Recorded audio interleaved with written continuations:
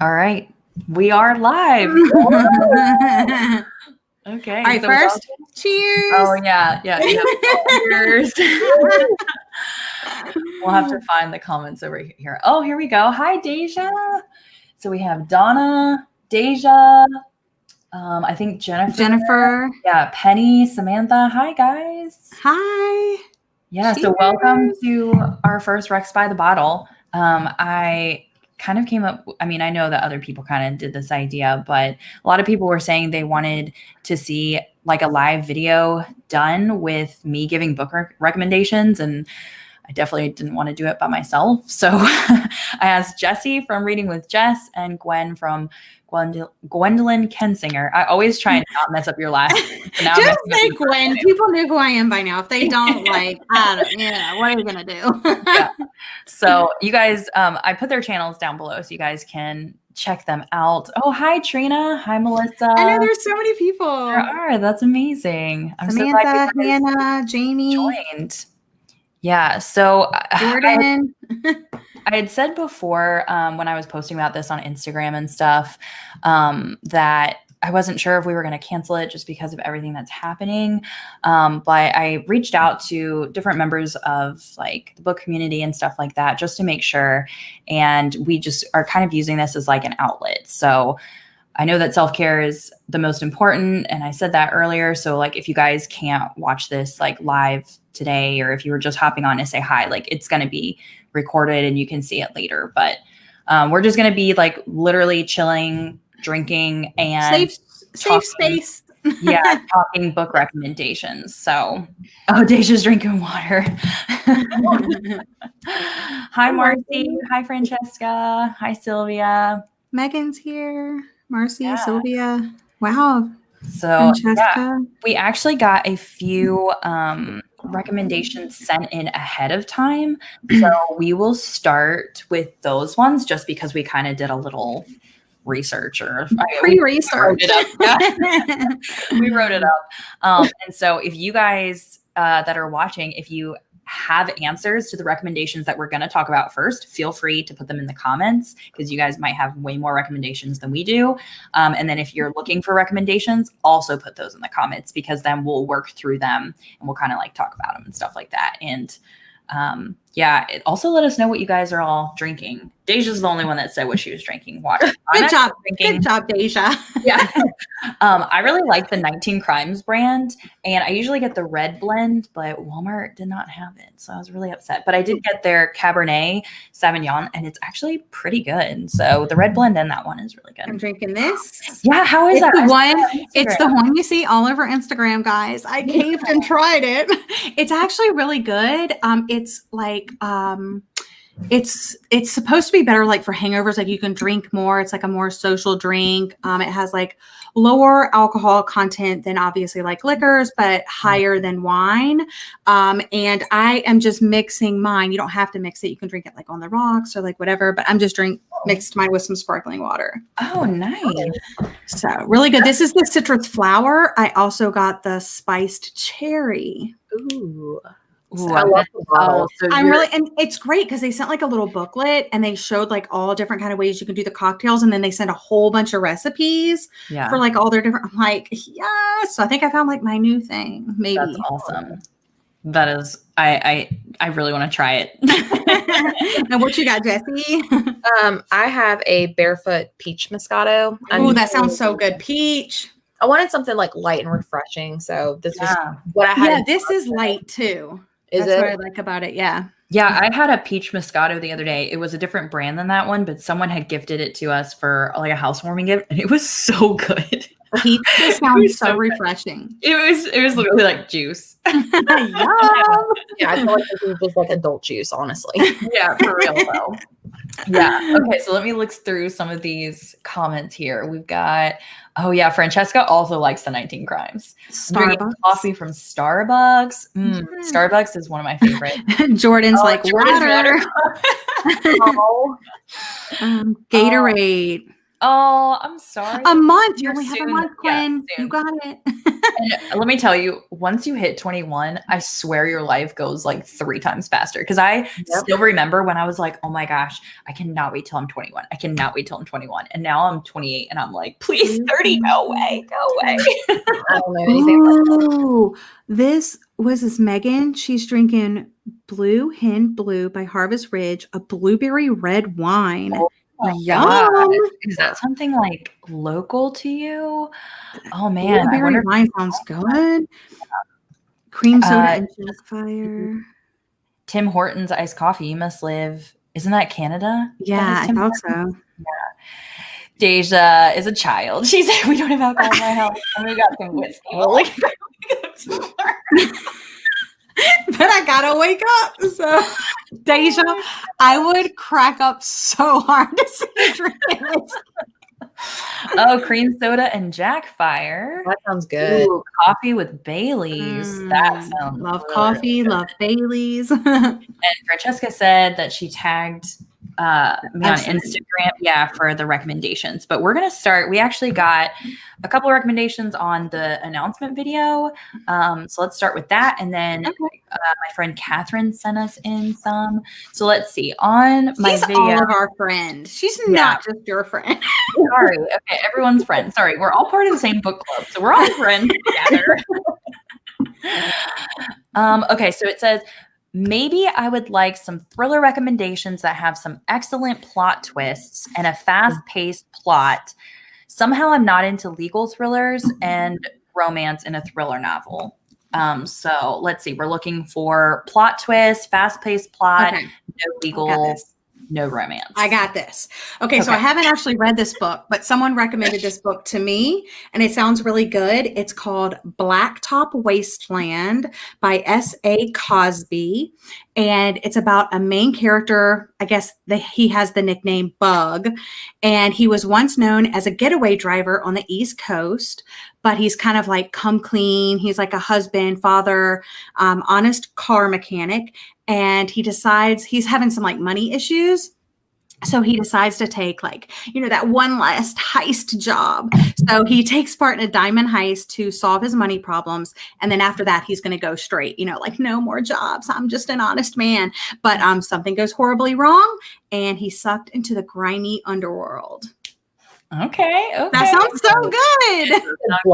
Blacktop Wasteland by S.A. Cosby. That sounds good. Heist, fast paced. I love how Jessie's like, and writing this down. Too, y'all. I know. Jessie, you're part of the live show. You're not the subscriber.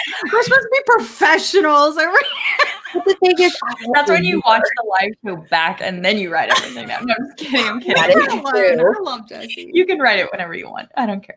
Do you want to go next, Jessie? Or I have one that is a little fast paced, I think. Yeah, go ahead. Okay, so this is one that I actually just recently read, and I read it in one whole entire day, which is why I think it's like sticking in my mind a lot. It's Playing Nice by J.P. Delaney, and actually a lot of people kept like raving about it and telling me to read it. Yeah, and so this one is it's very fast paced in my opinion, but you would have to be okay with like it kind of talking a little bit about like babies and stuff like that. I know some people don't really like thrillers like that, but I do. But this is about a child that's like switched at birth. So like these parents don't know it until the child is 2 years old. And then they're all of a sudden like, oh my gosh, like I forget exactly how they figured it out, but they figured out that the child was not theirs. And this like these other people that have their actual real child are kind of doing all these like legal things, not a legal thriller like you would think, like totally not the same thing. But they're trying to like get both of the children from them. And so they are like, I really need to read this. I know, like it's kind of hard to explain, but it was like so fast paced and like so psychological. But it's like, how would you feel if you think that the child is yours for 2 years? You can't just like let that child go. Like you've built a relationship with them because you think it's your child. You know what I mean? Mm-hmm. So it's like, do we switch kids back? Like I don't know. I'm sorry. I'm like literally rambling. I hope that made a point across, but it's really good. I started reading it and I read it the whole entire day because I just had to figure out like what was happening. It was really good. So that's I actually have that one on my TBR, so I'm hoping to get to that one either this month or next month, definitely. Yeah. Okay, good. For fast pace, I think the number one book that sticks out to me is No Exit by I knew you were going to say that. I mean, well, I remember on your Reading with Friends live show, I was reading the end of that book live, and I was just like, oh, right. What is going on? And I remember like a few people on the live show be like messaging me like, are you okay? I'm like, no, I'm not okay. Yeah. But if you don't know what this one is about a woman who's trying to get home, but she's stuck in a snowstorm. She has to pull over to a rest stop. There's, I think, 4 or 5 people there. And when she goes outside to like try to make a phone call, she finds out that there's a child locked in a cage inside of a van out in the snowstorm. So she's trapped at a rest stop with a child abductor. And this one had so many plot twists, and I could honestly see this being made into a movie, honestly. Yeah, I agree. I love No Exit so much. It's like one of my all-time favorites. Yeah. And did you see that he's actually, is it a he? Is it a he or her? I don't know. Taylor Adams. Okay. So he's coming out with another one. No, literally Riley Sager. For some reason I thought that was a girl for a while. And then I was like, wait a second, it's actually not. Like, I have a really hard time sometimes with the names, but I think that he's coming out with another book. Yeah, I heard that one. And I think it has something to do with like a bridge or something like that. Yeah. Okay. Yeah. I didn't really like the cover though. There's still time to change it. That's true. Okay. Let me look through some of the comments. Oh, White Zinfandel. That sounds good. Oh, Trina, you're drinking wine with Jack. Oh, you usually drink wine, but you're drinking Jack Daniels and ginger ale. That sounds really good. Okay, we'll go to that one.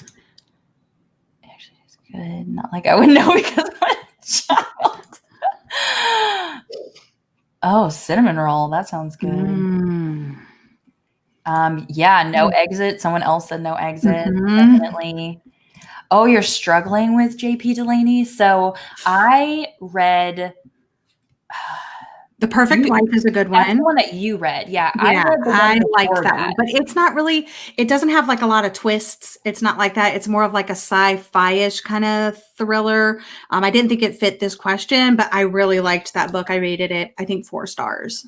Yeah. And there was one before that. The girl before. Yeah, I read that one and I rated it like 4 stars, but I would say that Playing Nice was definitely much better than that one. I wonder which one they're reading. Yeah, I'm not sure. I think Deja had the J.P. Delaney on her TBR. Yeah. Blacktop Wasted, that was the one you said? Yeah. Okay. Yeah, everyone, is saying no exit, no exit. Yep, no exit, no exit. It's literally my favorite.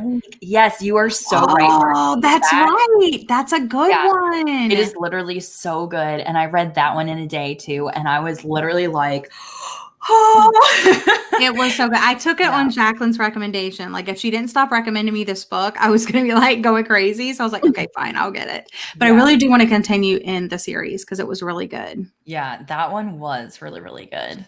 Good one. I like that one. Oh, Deja's like, sorry, all the caps. I want to read that so bad.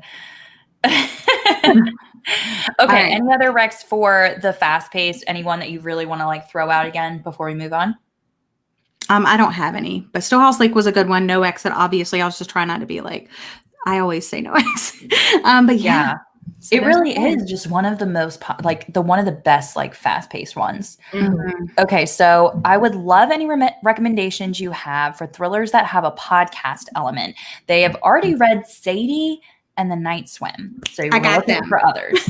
This is one of my new all-time favorite things. Like I've also read Sadie and Night Swim.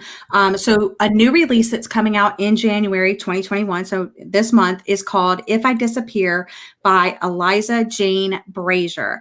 And I actually read this as an ARC from NetGalley. And it has a really interesting cover. It's like a woman on the cover, but her face is sliced and there's like fruit and flowers in her face or something. Okay. But anyway, that was really interesting. of course, podcast like thrillers or whatever, I like to listen to an audiobook. So I rated it like good for what it was, but I think I would enjoy it more listening to it. But again, that was If I Disappear by Eliza Jane Brazier. Also 6 Stories by Matt Wesolowski. That's on my TBR, but I haven't read that yet. And then there are 3 different thrillers that are based on actual real life podcasts. So the first one is Welcome to Night Vale by Joseph Fink and Jeffrey Craner, Alice Isn't Dead by Joseph Fink, and Limetown by Zach Akers, Skip Bronke with Coat Smith. So if you like a certain like they're doing that a lot now, as if like all those like true crime podcasts like in real life, and then they'll bring them and they'll like write them as books or like write more information. Or there's some books that, you know, have been translated and it goes into a podcast form. So those are the 3 for that: If I Disappear and 6 Stories. Nice. It looks like some other people had, Stay Sexy and Don't Get Murdered is about their podcast. I actually have been wanting to read that book because everyone says that the podcast is really cool. Jessie, what do you have? So I am also looking for books with more podcast elements. So thank you, Gwen. But I would recommend The Night Swim if you haven't. But one book that kind of stuck out to me was A Good Girl's Guide to Murder. It's not about a podcast, but because it has like special effects in the audiobook, I think that's what really drew me to this question, because it has like phone interviews and like transcripts and emails, texts, and things like that. So I think if you like the kind of like interview podcast elements, and it is cool on the audiobook, they like kind of change the voice, so it sounds like almost like a podcast or, you know, something like that. And of course, it's not the same narrator. It like that one had like a different person speaking for a different character and stuff like that. So I think like if you like that, like audio experience, I think you would like that one. Yeah, I agree. I know Deja loves that one. Yeah, Deja did say A Good Girl's Guide is kind of podcast. It's interviews and journal entries, but it's amazing. The second book has a definite. I didn't know there was a second one. I knew there was a second one, but I haven't read it yet. Okay, so that one definitely has a podcast element for the second one. I think, so Caroline was reading The Girl Before that she didn't really care about. Deja took 2 naps today. And then They Never Learn is super good too. I think this was when we were still talking about fast-paced thrillers, because Bailey said Goodnight Beautiful, which I actually just got in the mail. I swapped for that and I'm so excited for it. And then we have 6 Stories. Yep. So I think those were still the fast paced. No, the 6 Stories is that a podcast? Oh, okay. Okay. That's the one I recommended too. Okay. The Goodnight Beautiful was the fast paced. And then we have Limetown is a show on Facebook, also was good. Okay. Never heard of that. Oh, the second book is only out in the UK, The Good Girl's Guide to Murder.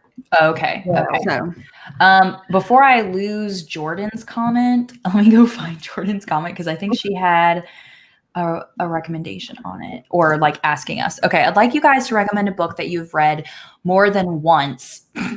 Does she know me? I never read books multiple times, and that would be super high praise in my mind. Okay. Let me whip out my bullet journal. Yeah. Gwen over here, who read like 22 rereads this year. I was like 12. What? Or maybe it was. I think it was 12 DNFs, and it was like, I did the podcast with you, silly. It was a lot. Okay, so my thing is I've reread Scythe and Thunderhead by Neil Shusterman because I wanted to read Toll and it came out. So I reread that. Absolutely loved the first and second books. 5 out of 5 stars. Would recommend to anybody. The third and final book did let me down a little bit, but like, let's not talk about it. It was still good. It was still good. Let me see. I'll flip through. You guys go ahead. 0. No, the only time I had to reread for certain things, but the book that I reread was All Your Perfects by Colleen Hoover, because it's like one of my favorite books of all time. I am thinking of rereading All the Ugly and Wonderful Things by Bryn Greenwood, because that was my favorite book of 2020. But that's it. I don't reread. So I reread The Hunger Games. I reread Warcross. Okay, that's another one. Oh, this year I've already reread All Your Perfects by Colleen Hoover. So usually what I do the very first book of the year is I reread a favorite like of all time or like, or one from the previous year. So I started this like maybe 3 years ago, I think, got this trend of me rereading a favorite book. So last year I read After I Do by Taylor Jenkins Reid. So I didn't want to just like reread that one again this year. So it's been 2 years since I had read All Your Perfects.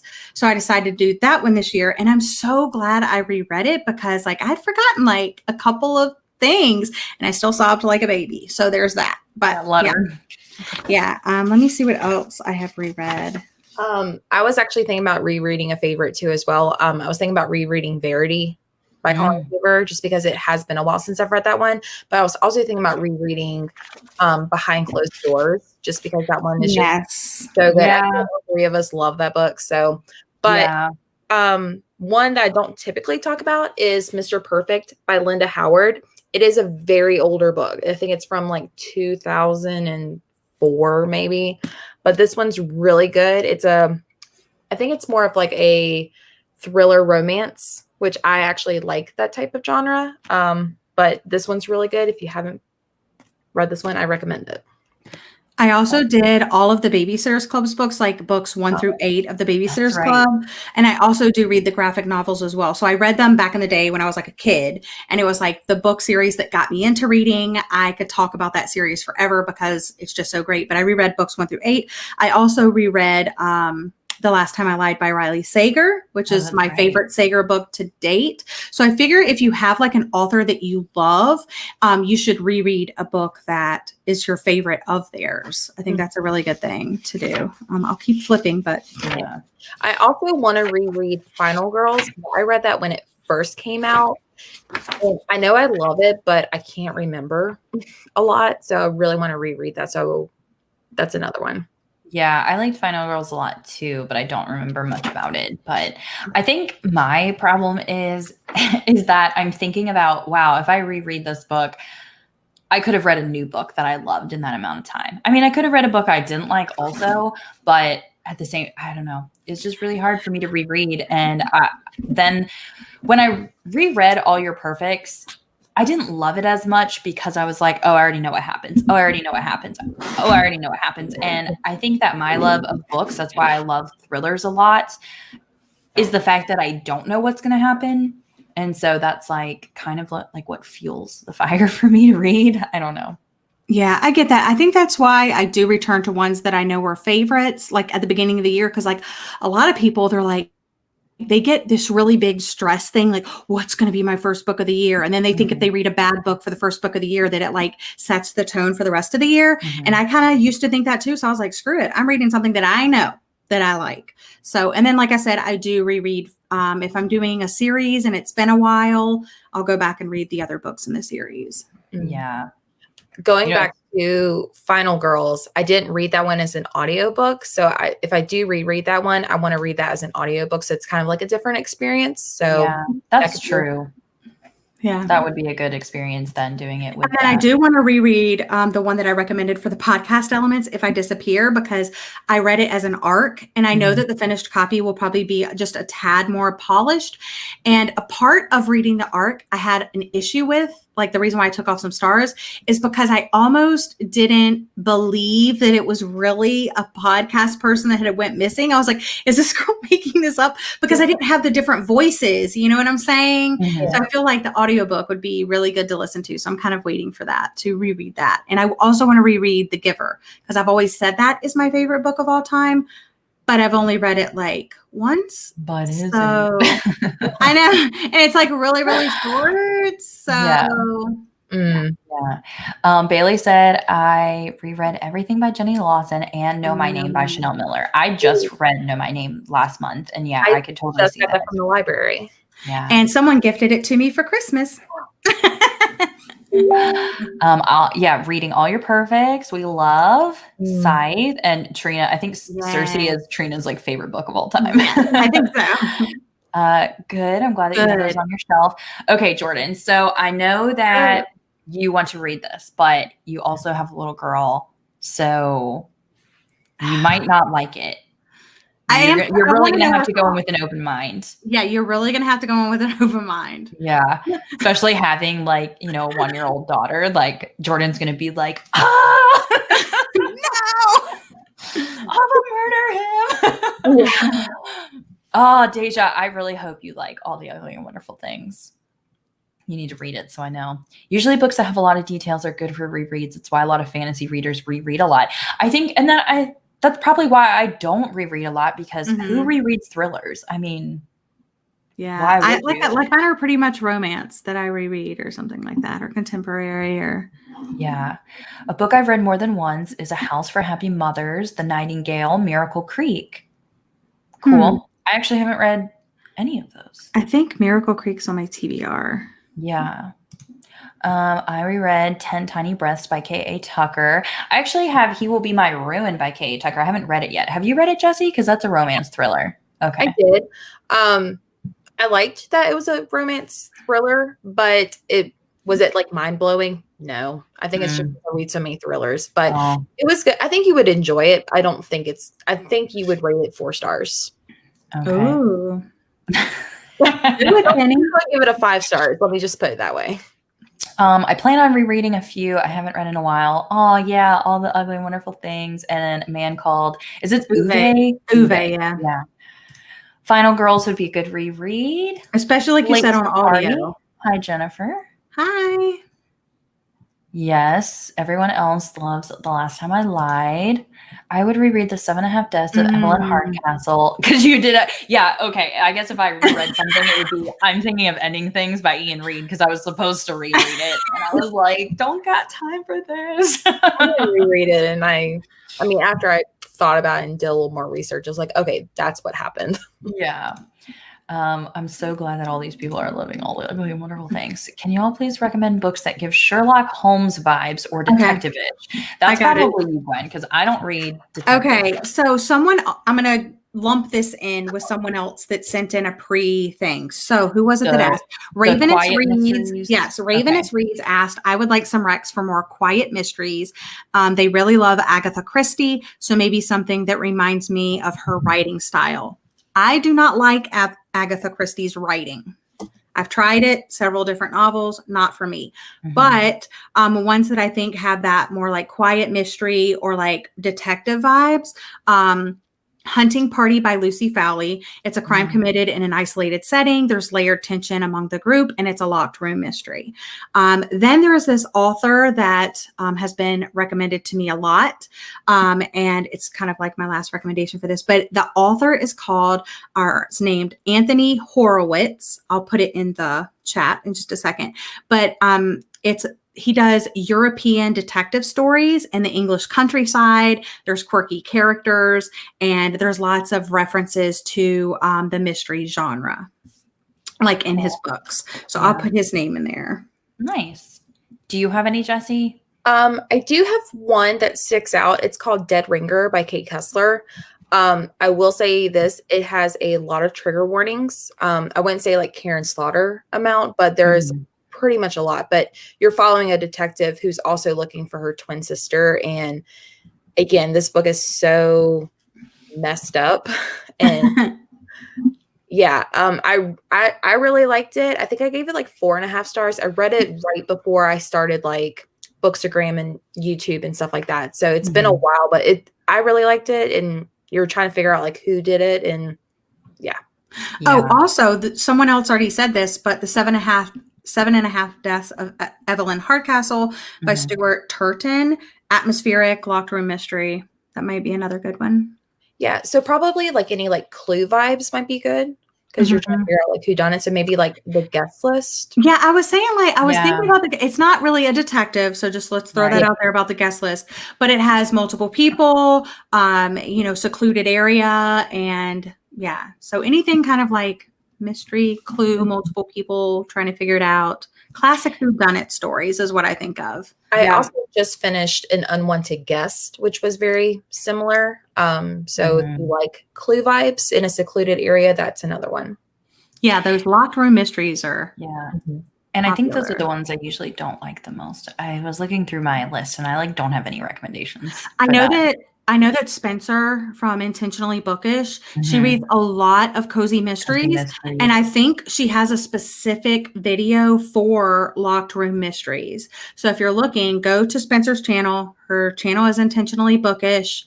She does all cozy mysteries. She's your girl to check out for recommendations for mysteries in general, and she does like break it down like beachy mysteries, you know, bookshop mysteries and all of that. She's so cute too. Because I really like, I picked up a random cozy mystery for the first time in 2020, and I really, really liked it, but I wouldn't say that it was like Agatha Christie or like detective. Not really, but it was good. I'm putting her channel in the comments here. Oh, I can if you wanted me to. Sorry. Okay. I just put her channel, and then if you find the specific video, we can link it then too. Okay. Okay, so Deja. Oh, if you like romantic suspense thrillers, you should read Chill Factor, Jessie. Oh, let me get my pen. Get that handy dandy notebook. Wow. Jordan is also writing all the romance thrillers down. Whoops, I lost my... I'm going to pause myself. Okay. I agree, Jacqueline. I can't reread unless maybe, years have gone by. I think that that's what I would do is like if in, 5 years, I would reread all the Ugly Wonderful Things because I wouldn't remember it then. Rereads are mostly for comfort when I need a warm book hug. Oh, that's so cute. I just started reading Feral King by Sparrow Beckett. Oh, Trina wants to read The Giver. I read The Giver graphic novel last month, and that was good, but the book would probably be better. It might explain a little bit more. I felt like I legit, like I finished it, and I was like, did someone rip out pages from this book? And I was like, is this how it ends? Best and worst book from favorite author. Okay. Oh. Wow. Can I go first? Go ahead. Oh, I already know what you're going to say. Okay. So Colleen Hoover is my favorite author. I kind of have a tie for the best, but I'll pick All Your Perfects for the best. But I also, hold on. I got to pick 3. Okay. All Your Perfects, Too Late, which is like so underrated, and November 9. Those are my 3 top Colleen Hoover books. Agreed. The worst one, Heartbones. It's on my worst of 2020 list, which you guys don't really know that yet because my video didn't come out yet, unless you listen to our podcast. But okay, who's next? Quiet. Okay, sorry. I'm going to put it in the chat. Can you add it? Here's the video of Spencer's video about closed circle mysteries. That's what they're called. Okay. I put that in our chat. Can you add that to the YouTube thingy? Yes. Okay, thank you. So that's the video I was talking about of Spencer's. Okay, so I have several favorite authors. I love Taylor Jenkins Reid. I would say my favorite from her. Do I have to choose a favorite? I would say after I do. There's so many good ones of her too. I'm like, Okay, so the 2 that I would rate the lowest is her very first one. What's it called again, Jacqueline? The one with the cover. I just talked about it today. I know. Forever Interrupted. Yeah, Forever Interrupted, because it was her debut novel. And I think I still rated it 5 out of 5 stars, but it didn't have that same spice that her others do. It didn't have like as good like characters, and like it wasn't really a romance and stuff like that. But yeah. I mean, I really, really loved it. And then the other one I would rate low of hers is her little short story, because it was short. So that's the evidence of the affair. And I actually read it twice. So that's another one that I reread. I read that twice. Gwen. But it was only like 65 pages. Like, give me a break, like. Anyway, and then you read it and you're like, okay, what just happened? Okay, let me read that again. Okay, so those are Taylor Jenkins Reid. I mean, like, she's a freaking queen. Okay, for she is. Love her too. Obviously, my favorite is All Your Perfects. My least favorite is Ugly Love. Don't come at me. Don't come at me. I didn't like it. I thought it was. How do I get Gwen off of this? Ew. And no, seriously, like I read it and I was like, ew.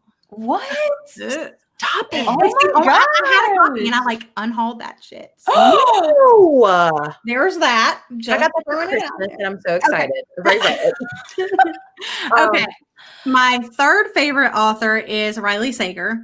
Mm. And my least favorite, All of them. no, I love all of them.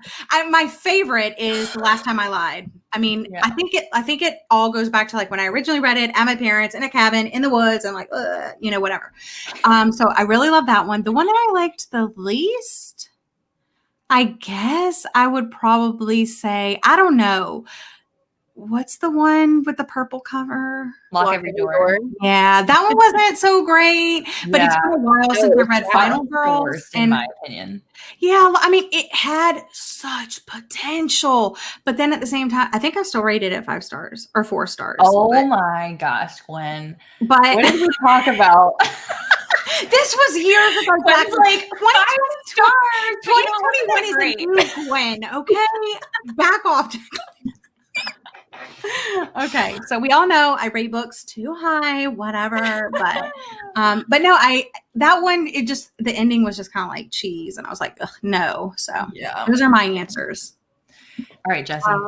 Well, I was going to do Riley Sager, and I agree. Lock every door. I actually DNF'd it. And then after I did that, I found out what the ending was. I was like, I am so glad I did not finish that. Yeah. But my favorite out of his, it used to be Final Girls. It could change if I reread it, but I really liked Home Before Dark. I know Jacqueline didn't like that one. I liked that one. It was okay. I liked it a lot. And I was really nervous going into it because I was really anticipating this one, but it was perfect. For my Colleen Hoover picks, I would say Scooby-Doo. no. Yeah, it was. Home Before Dark is straight up Scooby-Doo. Okay.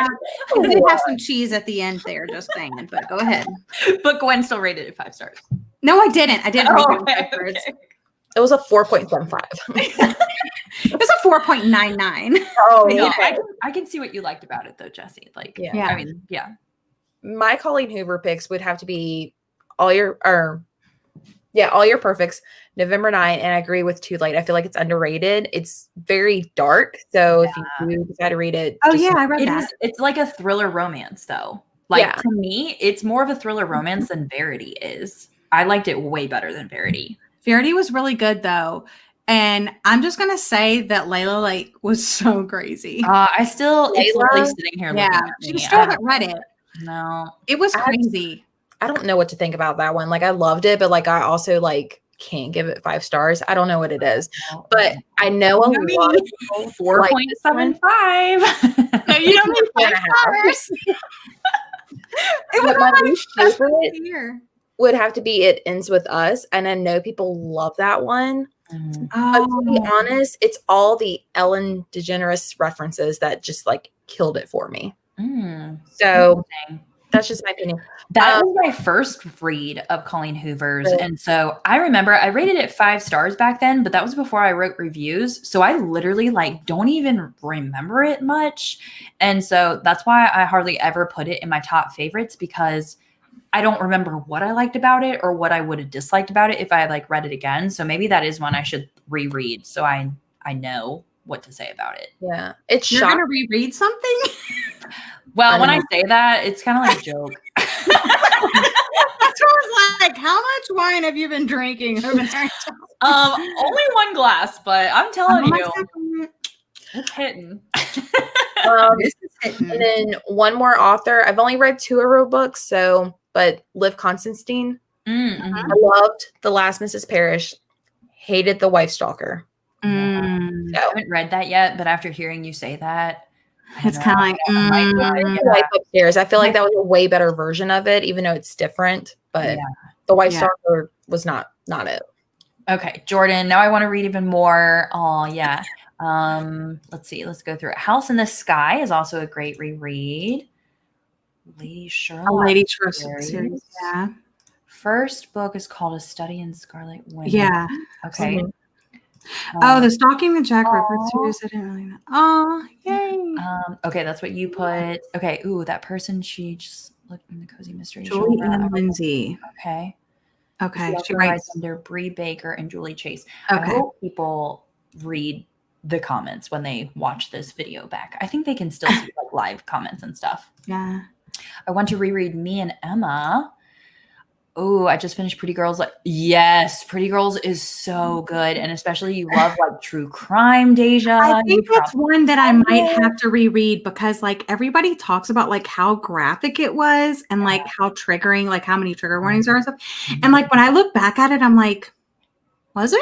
I remember like the end, there was like closer to the end, and I remember something like super graphic, and I was like, oh my gosh, is this really in a book? But I think it was like, I think Pretty Girls was one of the first like dark thrillers that I've read. And so after that, I was like, yeah, dark thriller. I put it off for so long, and I finally read it, and I was like, well, they weren't lying. Yeah. And now it's like, I read like all these dark things and I'm like, light thriller. Right behind you is kind of detective-ish. I've never heard of that. An Unwanted Guest I really loved. 7.5 Deaths of Evelyn Hardcastle. Yeah, like a lot of people talk about that one, but I think you got to keep a character list on that one. That's what I've heard people say is like you should keep a character list. Then I'm not reading it. Right. Let's see. Yay, other people like Spencer. I love Spencer. Okay. Escape Room, that's on my TBR. Yeah, Bailey liked Escape Room. I didn't, but I liked the I will. I think I will really like it. You probably will. Yeah. I feel like if I don't like a book, you love a book. So we talked about that on our podcast. Yeah. I think The Night Swim was better though. Yeah. Oh yeah. The Night Swim was the Night Swim was so good. I think it was also better because it was a heavier topic and I like the heavier You know topic. how you said like you originally rated it like 4 stars, but then you're like, the more I think about it, I think it's 5 stars. That's how I think. But then I'm like, damn, Jackson's gonna get on me. Because you rate them too high. Yeah, because I'm like, I'm feeling all the holiday vibes. 5 stars. Yeah, Gwen was like, in a holidays, loved it, 5 stars. And then we're talking about it on the podcast. And she's like, yeah, so this is wrong, and this is wrong, and this is wrong. I was just feeling the holiday spirit. What the heck, Gwen? Yeah. Okay, I have 2. Yeah. That was the author that I recommended for the detective-y type thing, mystery. I'd like a recommendation for weird books. Oh, hold on. What? Are you getting a weird book? I know everyone's definition of weird is different, but I always like reading strange and unique books. Okay, I have stuff for this, but I have to look it up in my little notebook. I have one. Okay, you go first, Jessie. Bunny. Mm-hmm. Yeah, people have said that. I haven't read it yet, though. Weirdest book I've ever read. And I think I agree. Love it or hate it. I think there is no middle. Yes. That's how I feel with I'm Thinking of Ending Things by Ian Reid. Like, so many people loved it. Mm-hmm. I hated it. It was way too weird for me, way too confusing. And there's all these like theories behind it. So you have to like read the book, then you have to like read all the theories and listen to everyone's theories. And then you have to go back and reread it again in order to like understand it. I don't have time for that. So did you watch the movie? I did not. I heard people fell asleep during it, and I already have a really hard time. Like, that was you falling asleep during it? Okay. I literally woke up and I was like, what is going on? This was not in the book. Oh, wow. So it's very weird. Yeah, so I didn't really like that one. I'll be back. If you want to read a super weird graphic novel that's not a thriller, that has nothing to do with anything, then you should read the Sandman series by Neil Gaiman. I opened it and I was like, what is weird? I could not understand what was going on. I had to watch a YouTube video to like explain what was going on. Wow, Gwen just like up and left. See ya. I think Dark Matter, like I don't know, like a weird vibe. Alternate universes and stuff like that. Like that is just weird to me. So yeah. Did you like that one? You didn't. I don't know. I don't think you did. I think I'm too young for that book, honestly. Oh, no, you're not. No, you're not. Like, what is happening? Yeah, I did really like that one a lot. It's one of my favorites. Weird. If you're looking for like, let me look and see like what I have in my kind of weirder. Oh, here's a weird one. I didn't really like it though, but Tender is the Flesh.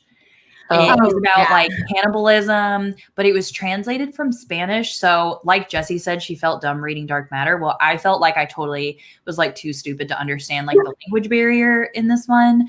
But it's like super gory and talks about like the slaughterhouses a lot.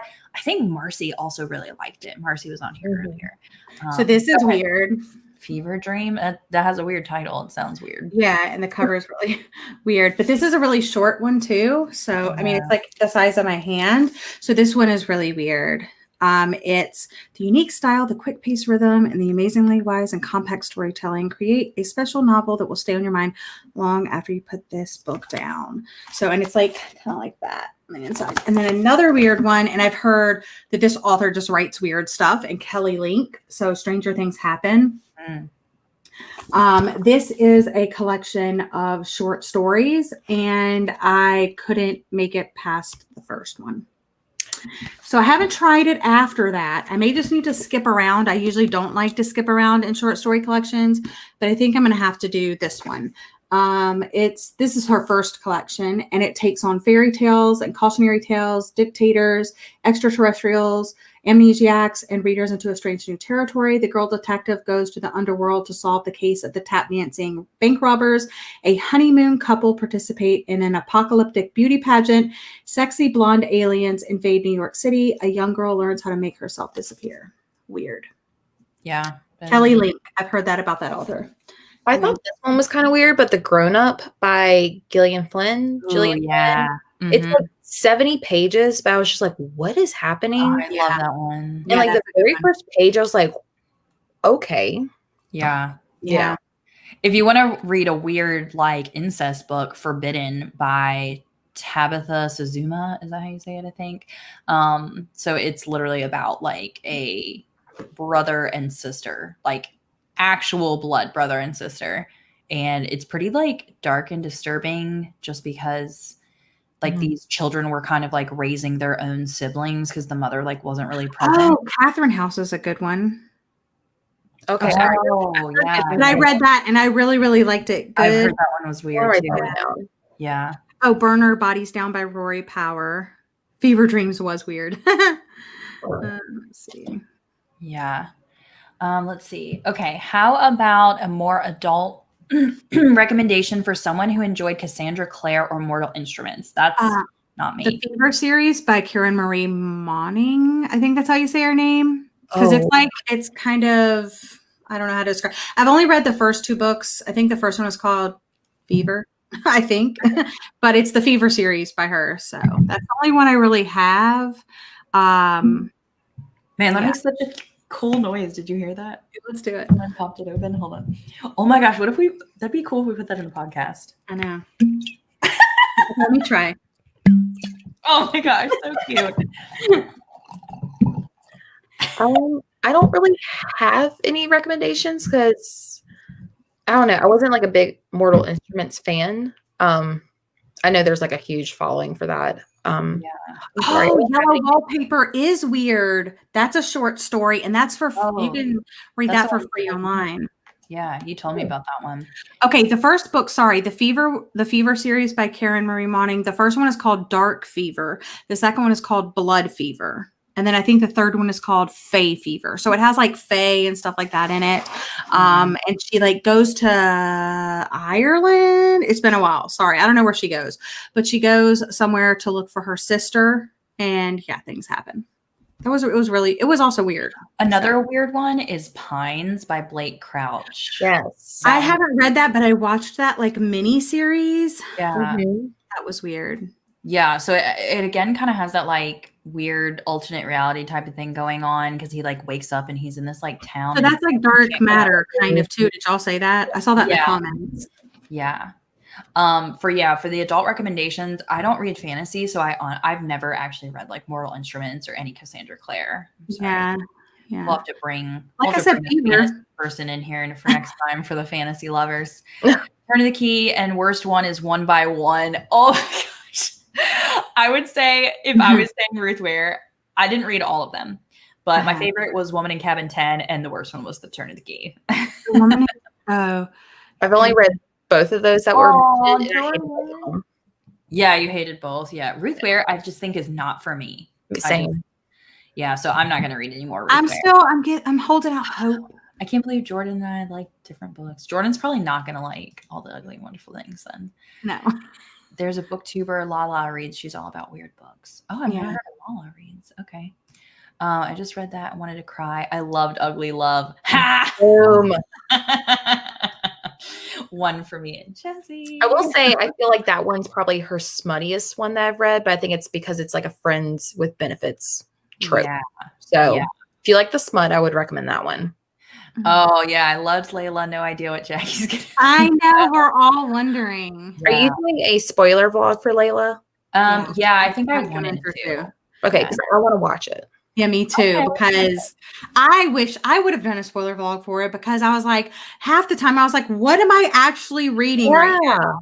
Okay, yeah, I'll definitely do a spoiler vlog for it then. So I'm expecting that to be a lot of your commentary. What am I reading? Like, what the heck? Why do people like this?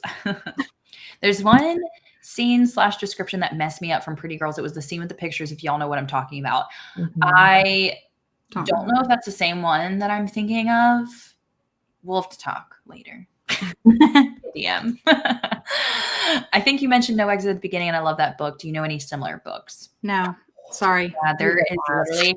I don't know where it was, but I saw someone say that 5 Total Strangers was also like No Exit, and I do not agree with that. I did not like 5 Total Strangers. It's a young adult thriller. I think if you haven't read No Exit and you're a child, well, not child, but like if you're a young adult, I think that would be something good for you to start out with. But if you've already read No Exit, I do not think that it is good and compares to it.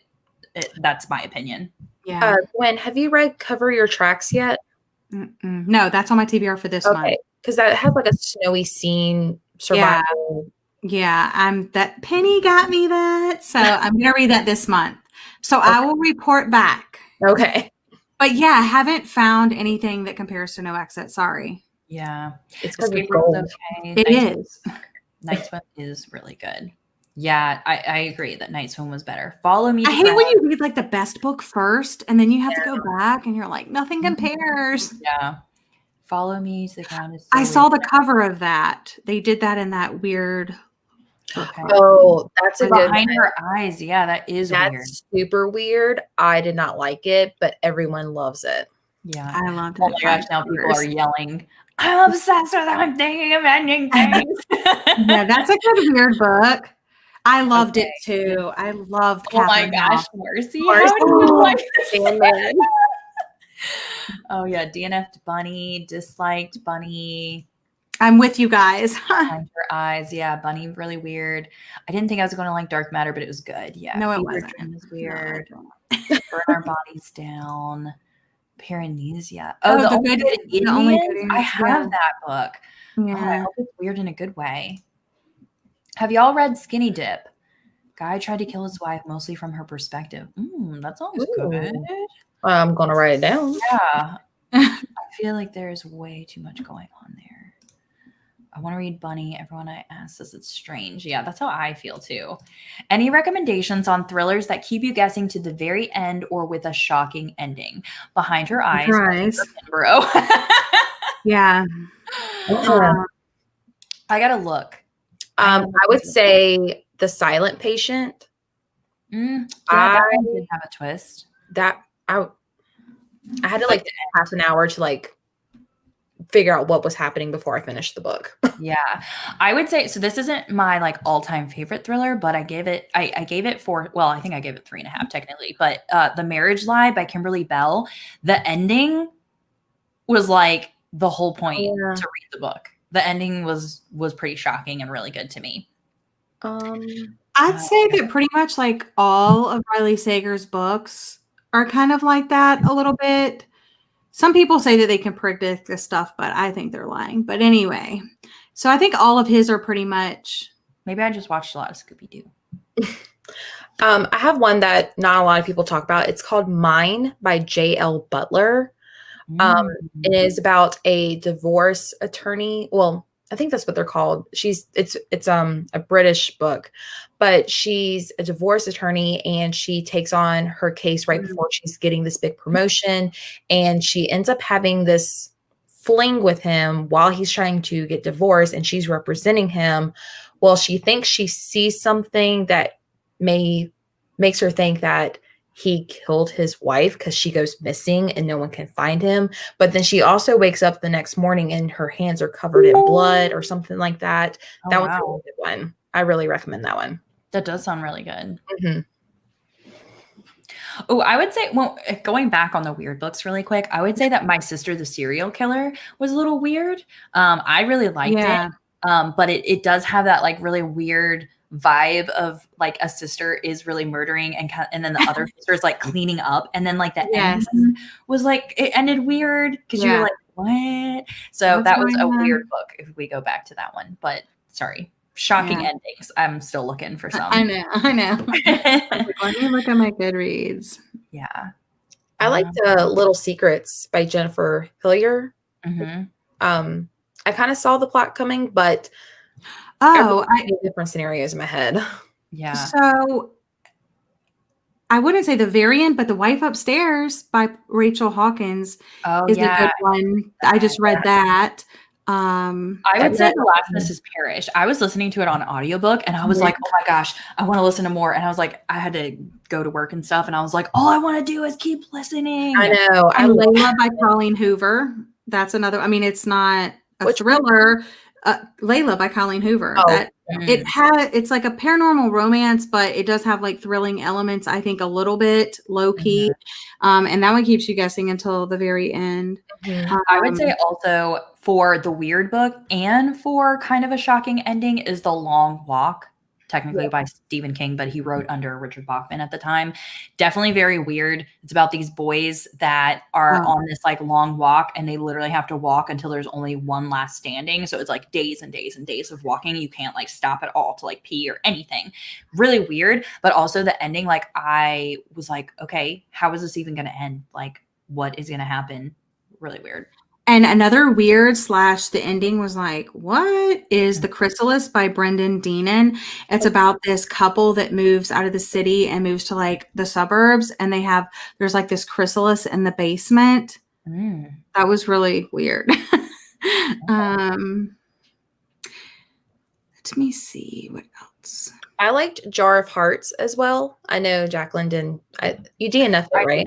I think. Yeah, that was more of like a detective a little bit, I think. Yeah, that one's really good. And because it has like different perspectives, has 2 different timelines, and when you find out what happens to, I guess, like the victim, it's just like, oh my gosh, this is crazy. Can't believe this is happening. And then like other secrets get revealed after that. So I really liked that one. I think He Started It by Samantha Downing has like, there's kind of like twists throughout, but then like at the end, you're just like, whoa. And then also her first book as well. My Lovely Wife. Yeah. Yeah, I love that one. What else? Yeah. I would say also that The Lost by Natasha Preston, which is actually really weird that I love this book because it's a young adult thriller and I'm a fan of young adult books, but this was like such a survival kind of story because it's about this group of teens that literally go missing for 18 months. And they like are like someone kidnaps them and they're like being put through these like things of like survival. So this guy like renovated this building and he put things in there like a nice game room and stuff, but all that stuff kind of like changes and he will like go in and he'll like pour, like he'll have them like tied down and like pour water like literally over their heads and like do all of these like really, really crazy things of like torture.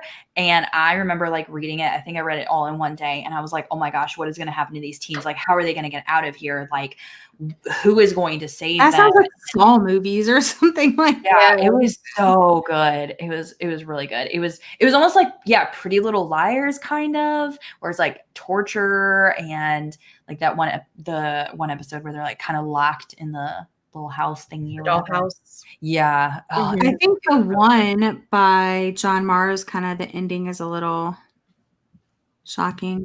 Yeah. But it also has like, I think it's just like twisty throughout the whole book. So. Yeah. Yeah. Someone said 5 Total Strangers is nothing like No Exit. Okay, we'll come back to that. Let me read some of these comments quick. I agree with Megan. I think we had. Did we have any? Oh, Books and Lala. Yeah. Okay. Books and Lala does read a lot of weird books. Thought 5 Strangers. It was No Exit light. Yeah. I read 5 Total Strangers right after, and I was so sad about it. Yeah. Cover Your Tracks should be good. Okay. Yes, I'm very excited about it. Okay. I read Behind Your Eyes when I'm super into reading. I think we had a couple more that people sent in. We did on the video. Yeah. Do you want me to do one of those real quick? Sure, yeah. Okay, so someone asked, Z Laugh Happy, said, please recommend books with domestic psychological thriller, something that involves secrets revealed, lies, friendship, torn marriages. They like fast-paced books. They loved Karen Slaughter's Pretty Girls and The Couple Next Door. Also horror creepy ghost books like The Shining. So I have no idea about the horror creepy ghost books because I don't read a lot of that. But you read that one. I have The Invited by Jennifer McMahon was like kind of like a ghost book, and that one was actually really good. If you like a little historical fiction, ghost, like haunted house vibes, I actually really like that one. But for the psychological thriller, domestic psychological thriller, and in Secrets Revealed, Lies, and Friendship, The Wife Upstairs by Rachel Hawkins, The Last Mrs. Parrish by Liv Constantine, Behind Closed Doors by B.A. Paris, Playing Nights by J.P. Delaney, I would say. Look through more of my. I liked also Darling Rose Gold. I don't know. Yes. Yeah. Like, I thought that one was pretty good, especially after watching like the Gypsy Rose and what was the act? Yep. Stuff like that. I really, really enjoyed that one. The Wife Upstairs, that made my top 10 of last year as well, surprisingly. What Lies Between Us by John Mars was a pretty good domestic thriller too. Yeah. Oh, I feel like this is underrated. Keep bugging Jacqueline to read this one, but For Better and Worse by Margot Hunt. I know. I literally need to read it. I loved that one. I remember reading it on a plane heading to Colorado, and I literally read half of it there. And I was like, I have to finish this. So really a one-day reading for me. Yeah. Before I Go to Sleep by S.J. Watson is really good. If you'd like a little bit of amnesia, yeah, in your domestic thrillers. And that one, it actually was made into a movie years ago. But it's about this lady that like wakes up every single day and doesn't remember her life. So every single day is like a new day. It's really like good. a 50 First Dates thriller. Yeah. Yeah. The Secret She Keeps by Michael Robotham was actually like a 5-star read for me. Came out of nowhere. Yeah, that one was really good. Really good domestic thriller. I wrote All the Beautiful Lies by Peter Swanson. Oh, yeah, and The Kind Worth Killing. I also have Her Every Fear. I think, he's a good one for that. Yeah, he's not my favorite, but I enjoy him. Yeah. I'm really excited about his new release too. I am too. Do you want to, what was Catherine's again? She asked us a question about romances. Catherine's was, I think it was like no smut romance. Steamy no smut. So she said, I'd love recommendations from you ladies for your favorite romances that are less steamy / no smut. I love something. Yeah, I love something emotional and hard hitting, but not necessarily super detailed sex scenes. So my recommendations would obviously be like, there's definitely some YA romance out there that, you know, is going to have like those emotional moments. But my recommendations are the Well Met by Jen DeLuca. That series, I know the first one is like an enemies to lovers, and it starts at like a Ren fair or something like that. And then another series is The Royal We by Heather Cox. And I was like, okay. So that the first one is The Royal We, and the second book in that one is The Air Affair. But I heard that those are like not as steamy or smuttier. So yeah. Also read White and Royal Blue. Yeah, I have If I Never Met You by Mahari I never know how to say it. Mahari McFarlane, I think is how you say it. And that one, like the characters are in their 30s. So I really like that because it's a little bit more emotional and mature than some of the other romances. The Idea of You by Robin Lee is a really good emotional romance. There is just a tiny bit of smut, but it's more of age gap because the woman is a lot older. She's 39 and the boy is like 20.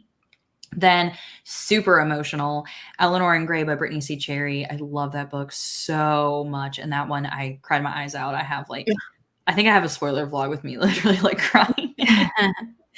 And then the Taylor Jenkins reads books like Maybe in Another Life, After I Do, and One True Loves.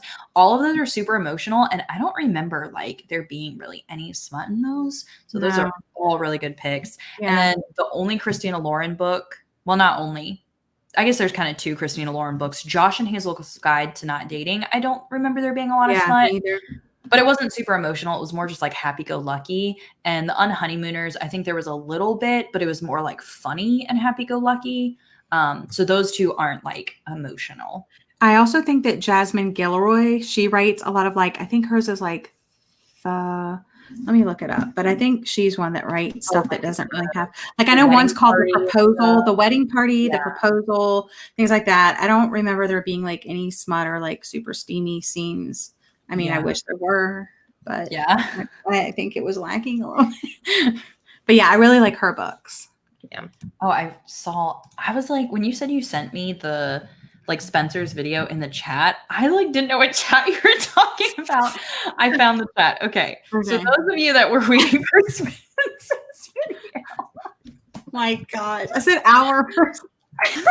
Sorry. Okay, Spencer's video. What was it? Closed? It's Closed Circle Mysteries. Closed Circle Mysteries. And what was yours for the no smut? Jessie, do you have some? So I'm trying to get more into romance, and I don't like a lot of smut as well. So I'm still trying to find a bunch of those as well.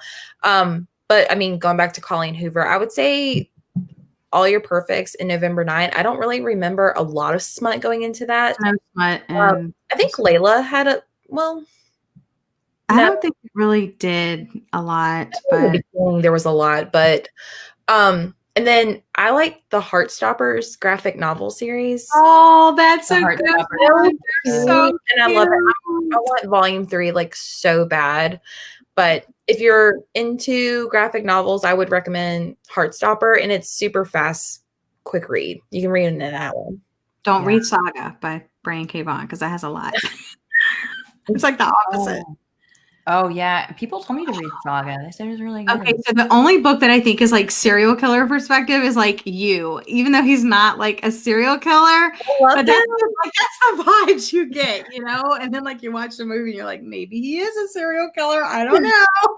I've heard people talk about Sweet Pea. That one definitely is a female serial killer. Oh, I gotta read that. Hold on, let me write it down. Don't take her off the screen. My Lovely Wife by Samantha. Oh, yeah, that is. So if you don't know what that one's about, it kind of has like Dexter vibes to it. So the husband like lures women, and then he basically lets his wife murder them, but like he doesn't know any details. He finds them and then she kills them. Yeah. That's awesome. Yeah. Serial killer. I know. I was like, oh, I don't know. Deja, chime in with your true crime. Thanks. Yeah, we'll have to come back to that one. I forgot that Francesca had mentioned it on. Okay, so I thought she said she sent me Rex. I don't know where she sent me Rex from. Francesca, you need to just like message me like normal. I'm too old for that. Okay. I did enjoy Silent Patient, but I meant the patient for horror. Oh. Okay. Any Rex for thrillers? Oh, yeah. It's called like The Patient, and it's by a different author. Oh, Jasper something. Yeah. DeWitt. I remember Am I making this up?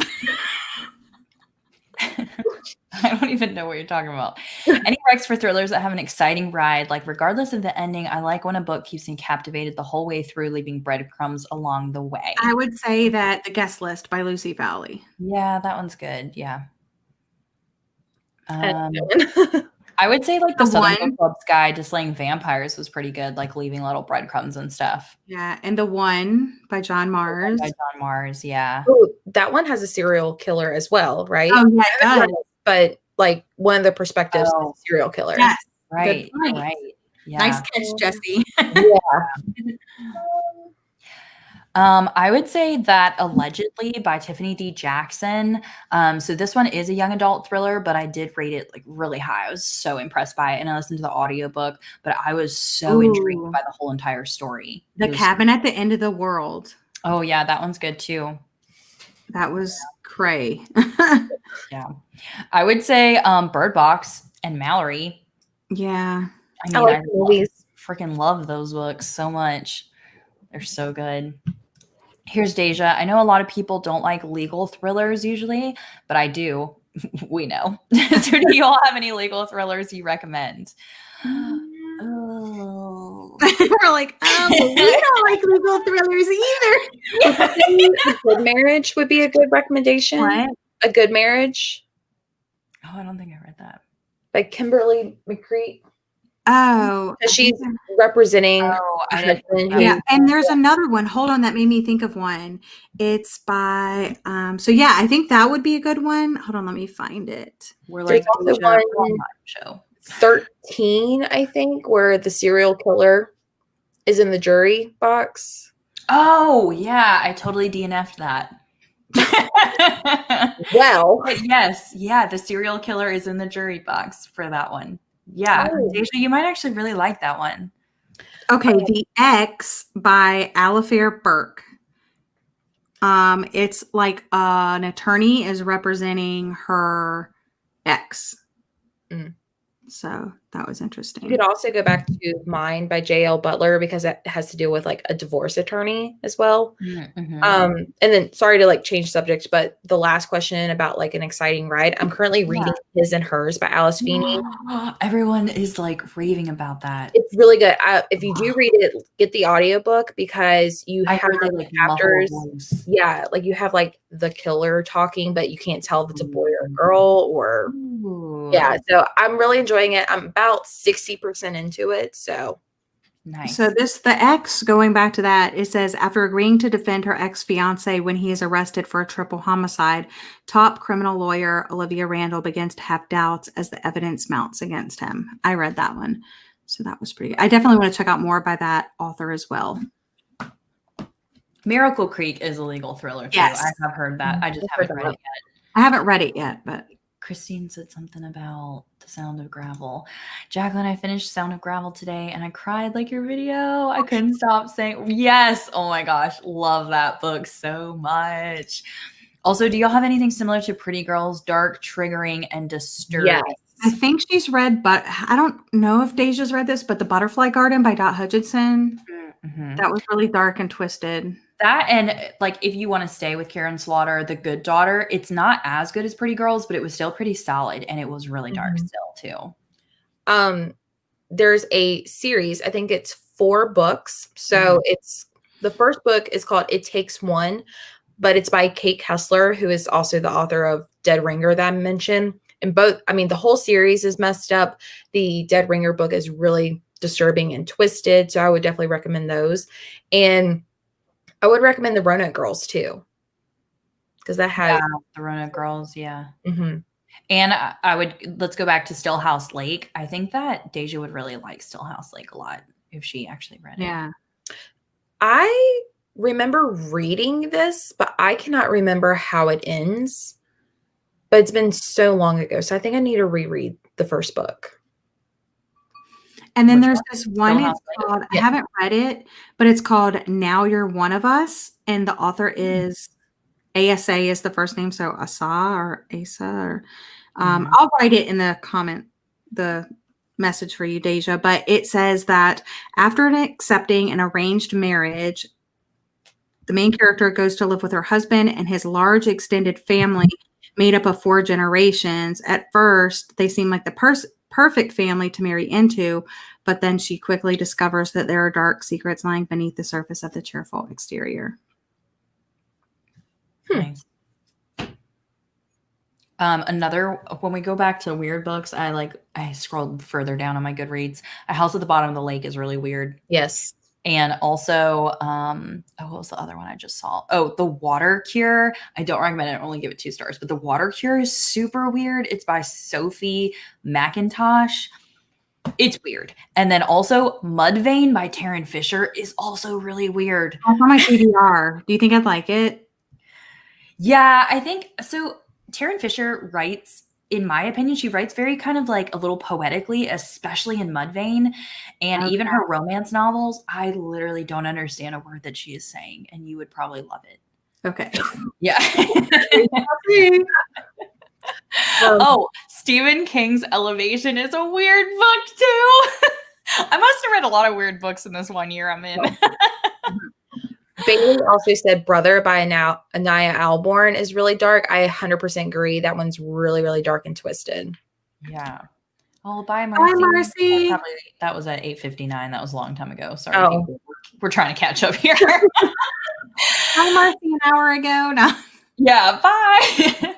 Yeah, the Invited was a ghost book. Ghost Tree is another good book. Before She Knew Him was a good domestic thriller. Serial killer perspective I liked is Nothing Man. Yeah, there's a book called The Nothing Man. November 5 is one of my favorite romance. November 9, I guess, is one of my favorite romances. I was like, is there another book on November 5? Book that scared or gave you the creeps the most? Butterfly Garden by Dot Hutchinson. Bird Box by Josh Mallerman. I would say thinking of ending things because I listened to the audiobook and there's one part at the very end and it gave me goosebumps. I was like, also, The Cabin at the End of the World. Is that what it's called again? Yeah, that one was like, oh my gosh. And for me, Still House Lake, like I just couldn't imagine being her and thinking that your husband is coming to get you. Like it was terrifying thinking that like he was there, like behind you. The Butterfly Garden is about the guy that kidnaps young girls and holds them in this like butterfly garden, and he tattoos butterfly wings on their back, and then when they die, he fillets them open and spreads their back open like butterfly wings and puts them in plexiglass. Yeah. So that one's really creepy. Yeah. Also, we were talking about this on the podcast, but Misery, like that one's kind of creepy too. Like that lady is literally crazy. And like the scenes where he's like locked in the room and she like leaves for a little bit. And I was like, oh, get back to your room. Get back to your room. He was like trying to like sneak out. I was like, I need to read that one. I've seen the movie and there's one part where Kathy Bates, I don't want to spoil it, but like Kathy Bates does this one thing to him. And I mean, it like, I know. I want to watch it now because we did recently talk about that on the podcast. Yeah. We should do that. I'll watch it with you because I've never watched it. Let's do it for a watch. Really? Let's do it for a watch. Yeah. Yeah. Oh, it's so 2x4. I'll find it. I mean, it's an old movie, but it's a good one. Yeah. Also, The Long Walk, though, like that one's really creepy too. Like just thinking of like if you stop, they literally will shoot you, and then like your feet are literally like falling off because you're walking for so long. It's on my TBR now. I'm scared. Oh yeah, like I did a spoiler vlog for it, and like I literally was like, I want to throw up. Like I have like a fear of death or whatever too. So like reading it, I was like freaking out. I was like, oh my gosh, this book. Also back to creepy. I've never read it, but I know that Twin Peaks has also been as a book, but I've tried watching that show like several times, like from when, like for probably like 20 years I've tried watching that show and I've never made it all the way through, but it has like these super quirky, weird characters and like the acting is like so good though, but it's like so old. But I would think that the book would be really weird too. Yeah. I might be a baby, but Verity actually creeped me out a little bit. That opening scene with the head and the popping and the well, I don't like when you think you're home by yourself, but you get like vibes that you're not home by yourself. And like her being stuck at that house with Verity, I'm just like, house is haunted. Get me out of here. Yeah, but I don't like that. I mean, I love it, but I don't like it. Yeah. Jennifer McMahon is underhyped in my opinion. I've enjoyed everything I've read by her. The Winter People and The Night Sister are my top 2. I tried The I only Winter read People. one. So Jennifer, you have to tell me because I've tried The Winter People and I think I read like the first chapter and I was saw like, Gabby, she just gave it 5 stars. Yeah. and I was like, I'm not really loving it. So maybe I just need to keep going, push through. I need to read The Invited. The Invited was good. That's the only one I've read so far, but I have The Drowning Kind on NetGalley, so I need to read that one. That's the one that's coming out this year. April, yeah. Maybe in Another Life. Let's see. Oh, they just got back For Better or Worse at the library. Yes. Okay. Love Closed Circle Mysteries. Books like Bookcycle, Ro reads and reviews a lot of them. Love Samantha Downing. Oh, I'm glad that you loved it so much. I watch true crime a lot more than I read it. Me too, Deja. Oh, she meant about the wine. I'm literally like on Instagram trying to find her recommendations and she was talking about the wine. No. Oh, man. Yeah, Jasper, Jasper okay. DeWitt. I was right, DeWitt. Oh, going back to like weird books. I feel like we keep going back to that, but I do know Gabby she read Night of the Mannequins. Oh yeah, she said that was weird. The way she was describing, I was like, this is weird. Why would anybody write Yeah, like it starts off as a prank, like where they take a mannequin and they put it in places to like freak out their friend or whatever, but then like it comes alive or something. Yeah. Yeah. Like that crazy. That seems weird to me, but that does seem weird. The Shining Girls has multiple POVs, but one of them is a time traveling. Okay. Good. Interesting. Write that one down. Oh, I have heard that A Nearly Normal Family is a legal thriller. I just recently picked that up. Yeah, it's also translated, so that's why I didn't read it because I couldn't finish it. Okay. Because I would read a paragraph like 8 times. I'm like, I have no idea what this means. Deja cracks me up. Oh yes, A Good Marriage has courtroom vibe there. So you were right. 13, Miracle Creek, The Holdout for legal thrillers. Oh, another Holdout. Oh, you guys already said Brother. Marrow by Taryn Fisher is serial killer-ish. Do I have that on my CV? Never heard that. You do now. I do now. Will Trent series and Grant County series are dark by Karen Slaughter. Yeah, I never have tried her series. A lot of the ones you guys are mentioning I have on my TBR, so it's helping because when I go to read a thriller, I always get overwhelmed by options. I think, Deja, that you need to do a video and we each tell you a book to read. And you have to. Yes. Show us a picture and then we will pick one for you. Yeah. That sounds so fun. That would be really, really fun. Exquisite Corpse by Poppy C. Bright, a horror classic. Hi, Matt. How you doing? Most twisted, gory book I've ever read. Oh, I have not heard of that before. Yeah, me either. I wonder if Marcy has because she's a horror lover. Yeah. Pretty Little Wife by Darby Kane is like Pretty Girls. I think I've heard of that one. Wait, is that that one that was just in the book of the month? Yes. Pretty Little Wife. Okay, I think I have that. Has anyone read? Well, because I swapped for it. I was just like, it's a thriller. Is that the one that just came out? Yeah, I think it was November's pick. The one with the cracked screen or something. It was like black. It's like black with like a face on it, I think. Yeah, and it was something like there's 2 ways to end a marriage or something like that. Oh wait, maybe. Oh, I think I did get that one. Whoops. Gwen says it's 5 stars. No, I haven't read it, but it probably will be. I've heard really good things about it. I have, so maybe it will, Jacqueline. Gwen's gonna like love it, and it's gonna be her favorite. I'm gonna start reading books from now on. Just to. Oh my gosh! Next year's Goodreads rating is gonna be like 4.5. 4.5 average rating. More like 4.99 average rating. I'm determined. It's going to be like a 2.3. I'm being hard.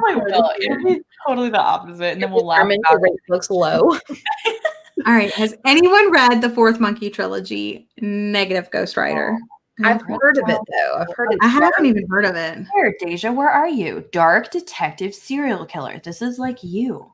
I know it is. Okay, she needs to write that down. Those Girls by Chevy Stevens creeps me out and give me so much anxiety. Ooh. Pitch it to me, Bailey. Writing it down. Really, Gwen? I don't remember. Like, I can remember vividly the Butterfly Garden, but like the Pretty Girls, I'm kind of like, what happened? I think I need to reread it. It's been like too long. I'm just too old. I'm losing my memory in my old age. I'm gonna blame it on my age.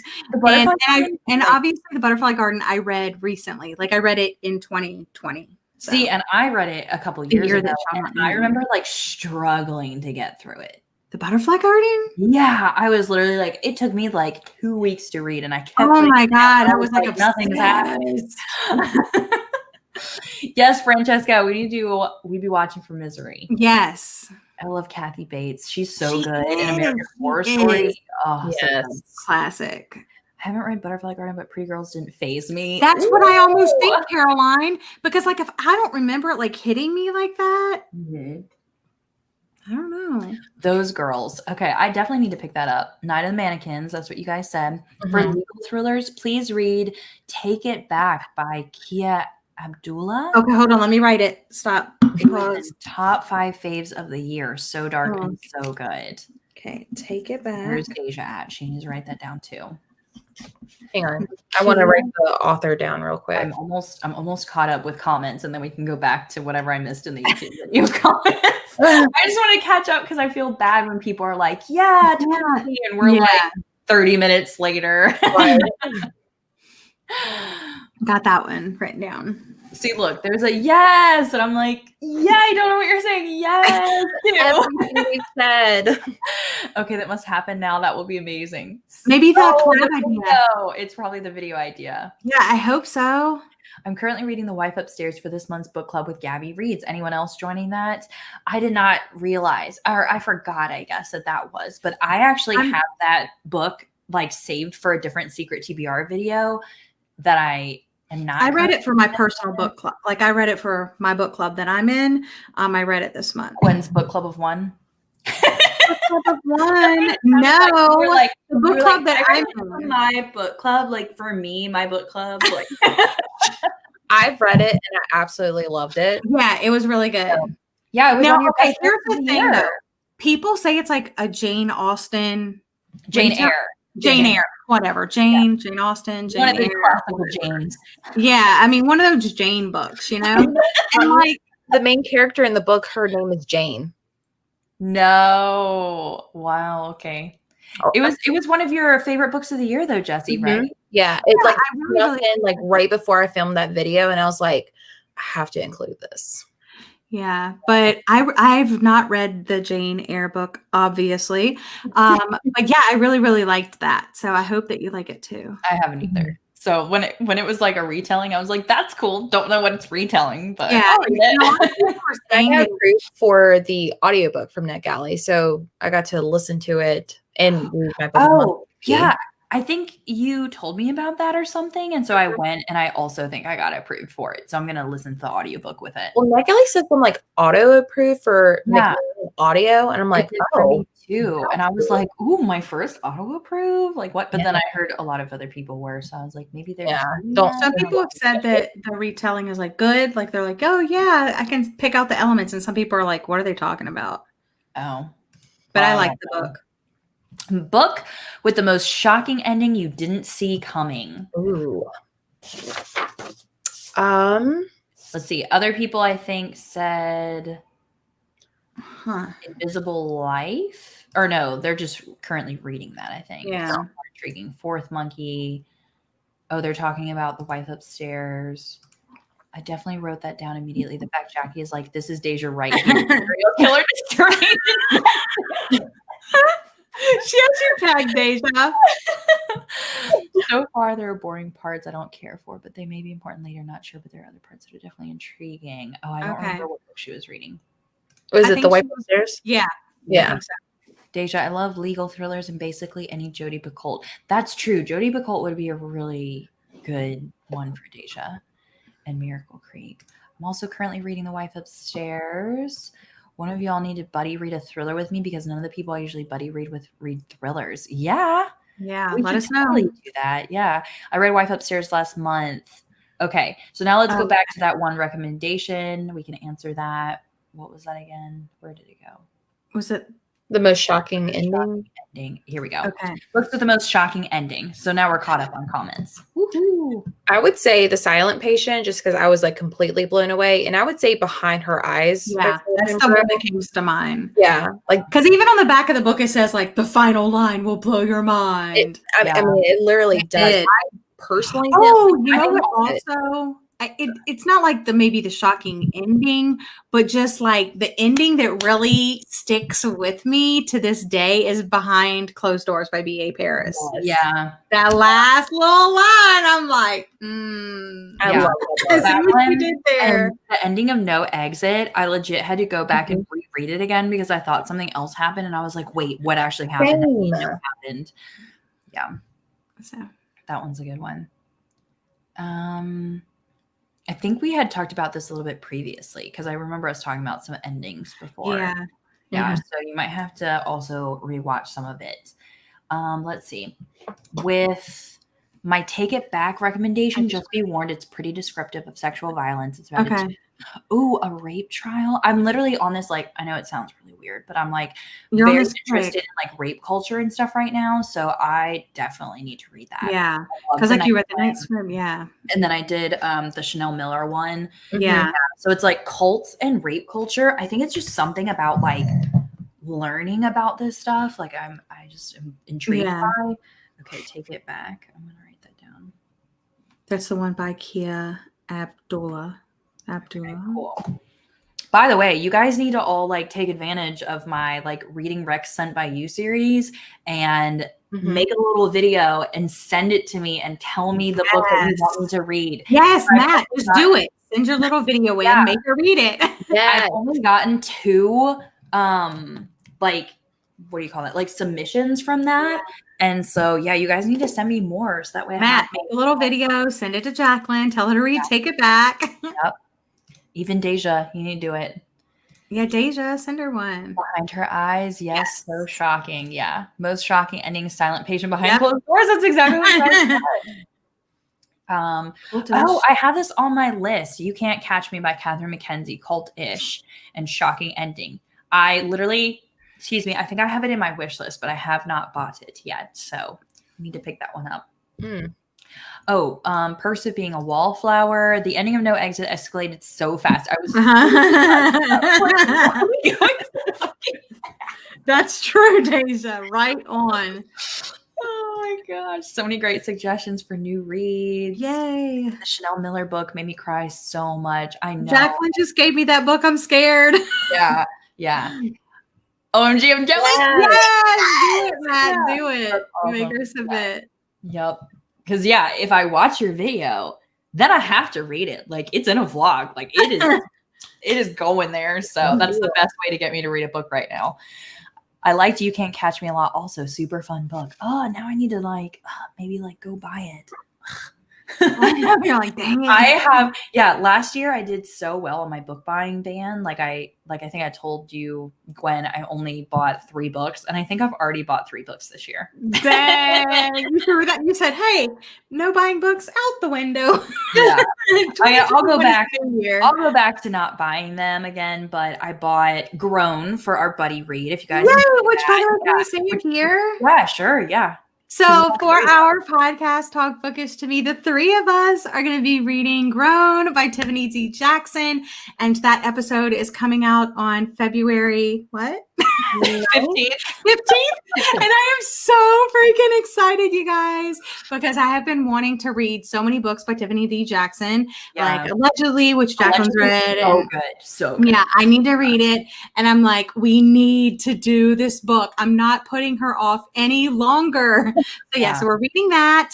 So that will be on our podcast, the 3 of us chatting about that, doing a book discussion, kind of like this. We're just going to be sitting around chatting on our podcast about Grown. And I'm really excited. So if you guys want to read it, get a copy of it, and, be ready to join us for the discussion on February 15th. Yep. Yay! Yeah, so I bought that, and then I bought the Goodnight Beautiful book that everyone was talking about. I bought that for $10 from someone like already used or whatever, but I was like, yeah, $10. Yeah, and then just today I bought The Black Friend. I saw it on Instagram. Everyone's talking about it by Friedrich Joseph, and it says the Black friend on being a better white person. And so, I bought that. Yeah, I love the cover of that one. Yeah, it looks so great. So I've seen that cover like all over Instagram and everything. Because the cover is so freaking gorgeous. It is really pretty.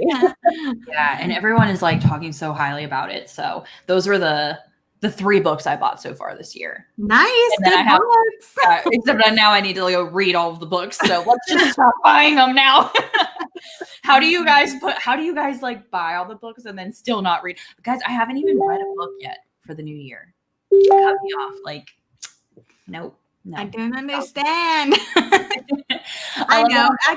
You saw when you came, like I have my TV or a little dollhouse and I just keep stacking them up. But what I do is I do go through it quite often because I know I'm going to, be reading. I do read I read more backlist than I do new releases. Mm-hmm. But this year I'm definitely trying to focus on some new releases instead of like getting them and then just sticking them on my shelf and letting them become backlist. Yeah. But yeah, I have a major problem with having all these books. And then I'm like, well, dang, I have like 100 new books that I want to read. So I do go through it every once in a while and really kind of like narrow it down and unhaul. And I take them to my local book exchange and then I get store credit and then I get more backlist books that I want. Yeah, no, that's awesome. I think that I read, I don't know. I forget like what I had in my bullet journal because I kept a list of like what years or whatever they were. I think I did have still a lot of 2019 reads, but also still a lot of 2020 and then some of the older ones too. Yeah, same. Deja said, I love that I'm always the comedic relief. I don't know how I always make people laugh so much. My family says I'm not funny.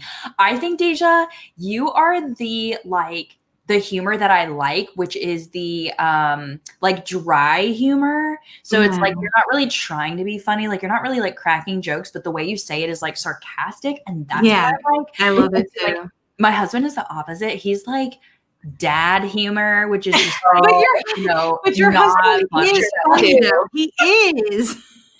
I think Alvin is hilarious. I know, but that's what I'm around him all the time. But I'm like literally that's today. Not funny. But today, Daniel was just like, he was cracking jokes. And I was like, can you be serious for one freaking second? Yeah, that's how I feel. So I think when you're around the, like you get the tired of it all the time, you get tired of it. But like you said, Deja's just hilarious. Yeah. Grown was a 5-star for me. Oh, yeah, that's so rare with a young adult. It definitely reads a lot older. I am so glad to hear that. I think because of the subject matter. And I think like I've heard I have not heard like one negative thing about Tiffany Day Jackson as an author, like her writing and stuff like that. So I think between the subject matter and the writing, it's going to be like, you guys asked me to be on the podcast. I was so excited because I read the synopsis. I was like, ooh, this is YA. Yeah. I was really shocked. I'm really excited. I'm doing a vlog. Oh, whoops. Deja. I'm doing a vlog where I read all 4 of Tiffany Jackson's books this month. I want you to rank them too, Deja. Like, tell us like at the end, like which one was your favorite, least favorite, and all that. Oh my gosh, I'm so excited about that video. Author spotlight video. Yeah, that's awesome. I love that. Christine is also, she loves Tiffany T. Jackson books. Matt, I've read 1 book per day. Yeah, I tried to do Halloween. I literally started. I did that in December. I did the 11 books in 11 days. Yeah. And then I was like, take a breath for the rest of the month. Started vlogging for Winterween and literally read 12 pages by day 4. And then I said, well, do that. I'll just throw away that vlog footage. I was like doing other stuff. Like I was like reorganizing a pantry and shit. And then when you're doing that, none of the books that I was reading, I couldn't get any of the audios. So I was like, well, this is a waste of time. Guess I won't read. So yeah. My whole family is like dad humor. And sometimes I get so annoyed. Yeah. Dad humor is just not for me. I love I guess it's called dry humor. I don't know what else it's called. See, I like both types of humor. I do too. I love funny people. Like that's why I married my husband because he's so freaking funny. But it is annoying like living with him and then like he can't be serious sometimes. And you're like, we get it. Okay, let me make sure we got all the ones on the. Oh, well, Deja had put on the video. She said, I need thriller recommendations. I really would like something fast-paced like No Exit or really dark and messed up like Karen Slaughter. And I guess we could kind of talk about that. Yeah, I said Messed Up, The Butterfly Garden, but I think she already read that. And then Quick, the one by John Mars was my recommendations for that. Yeah.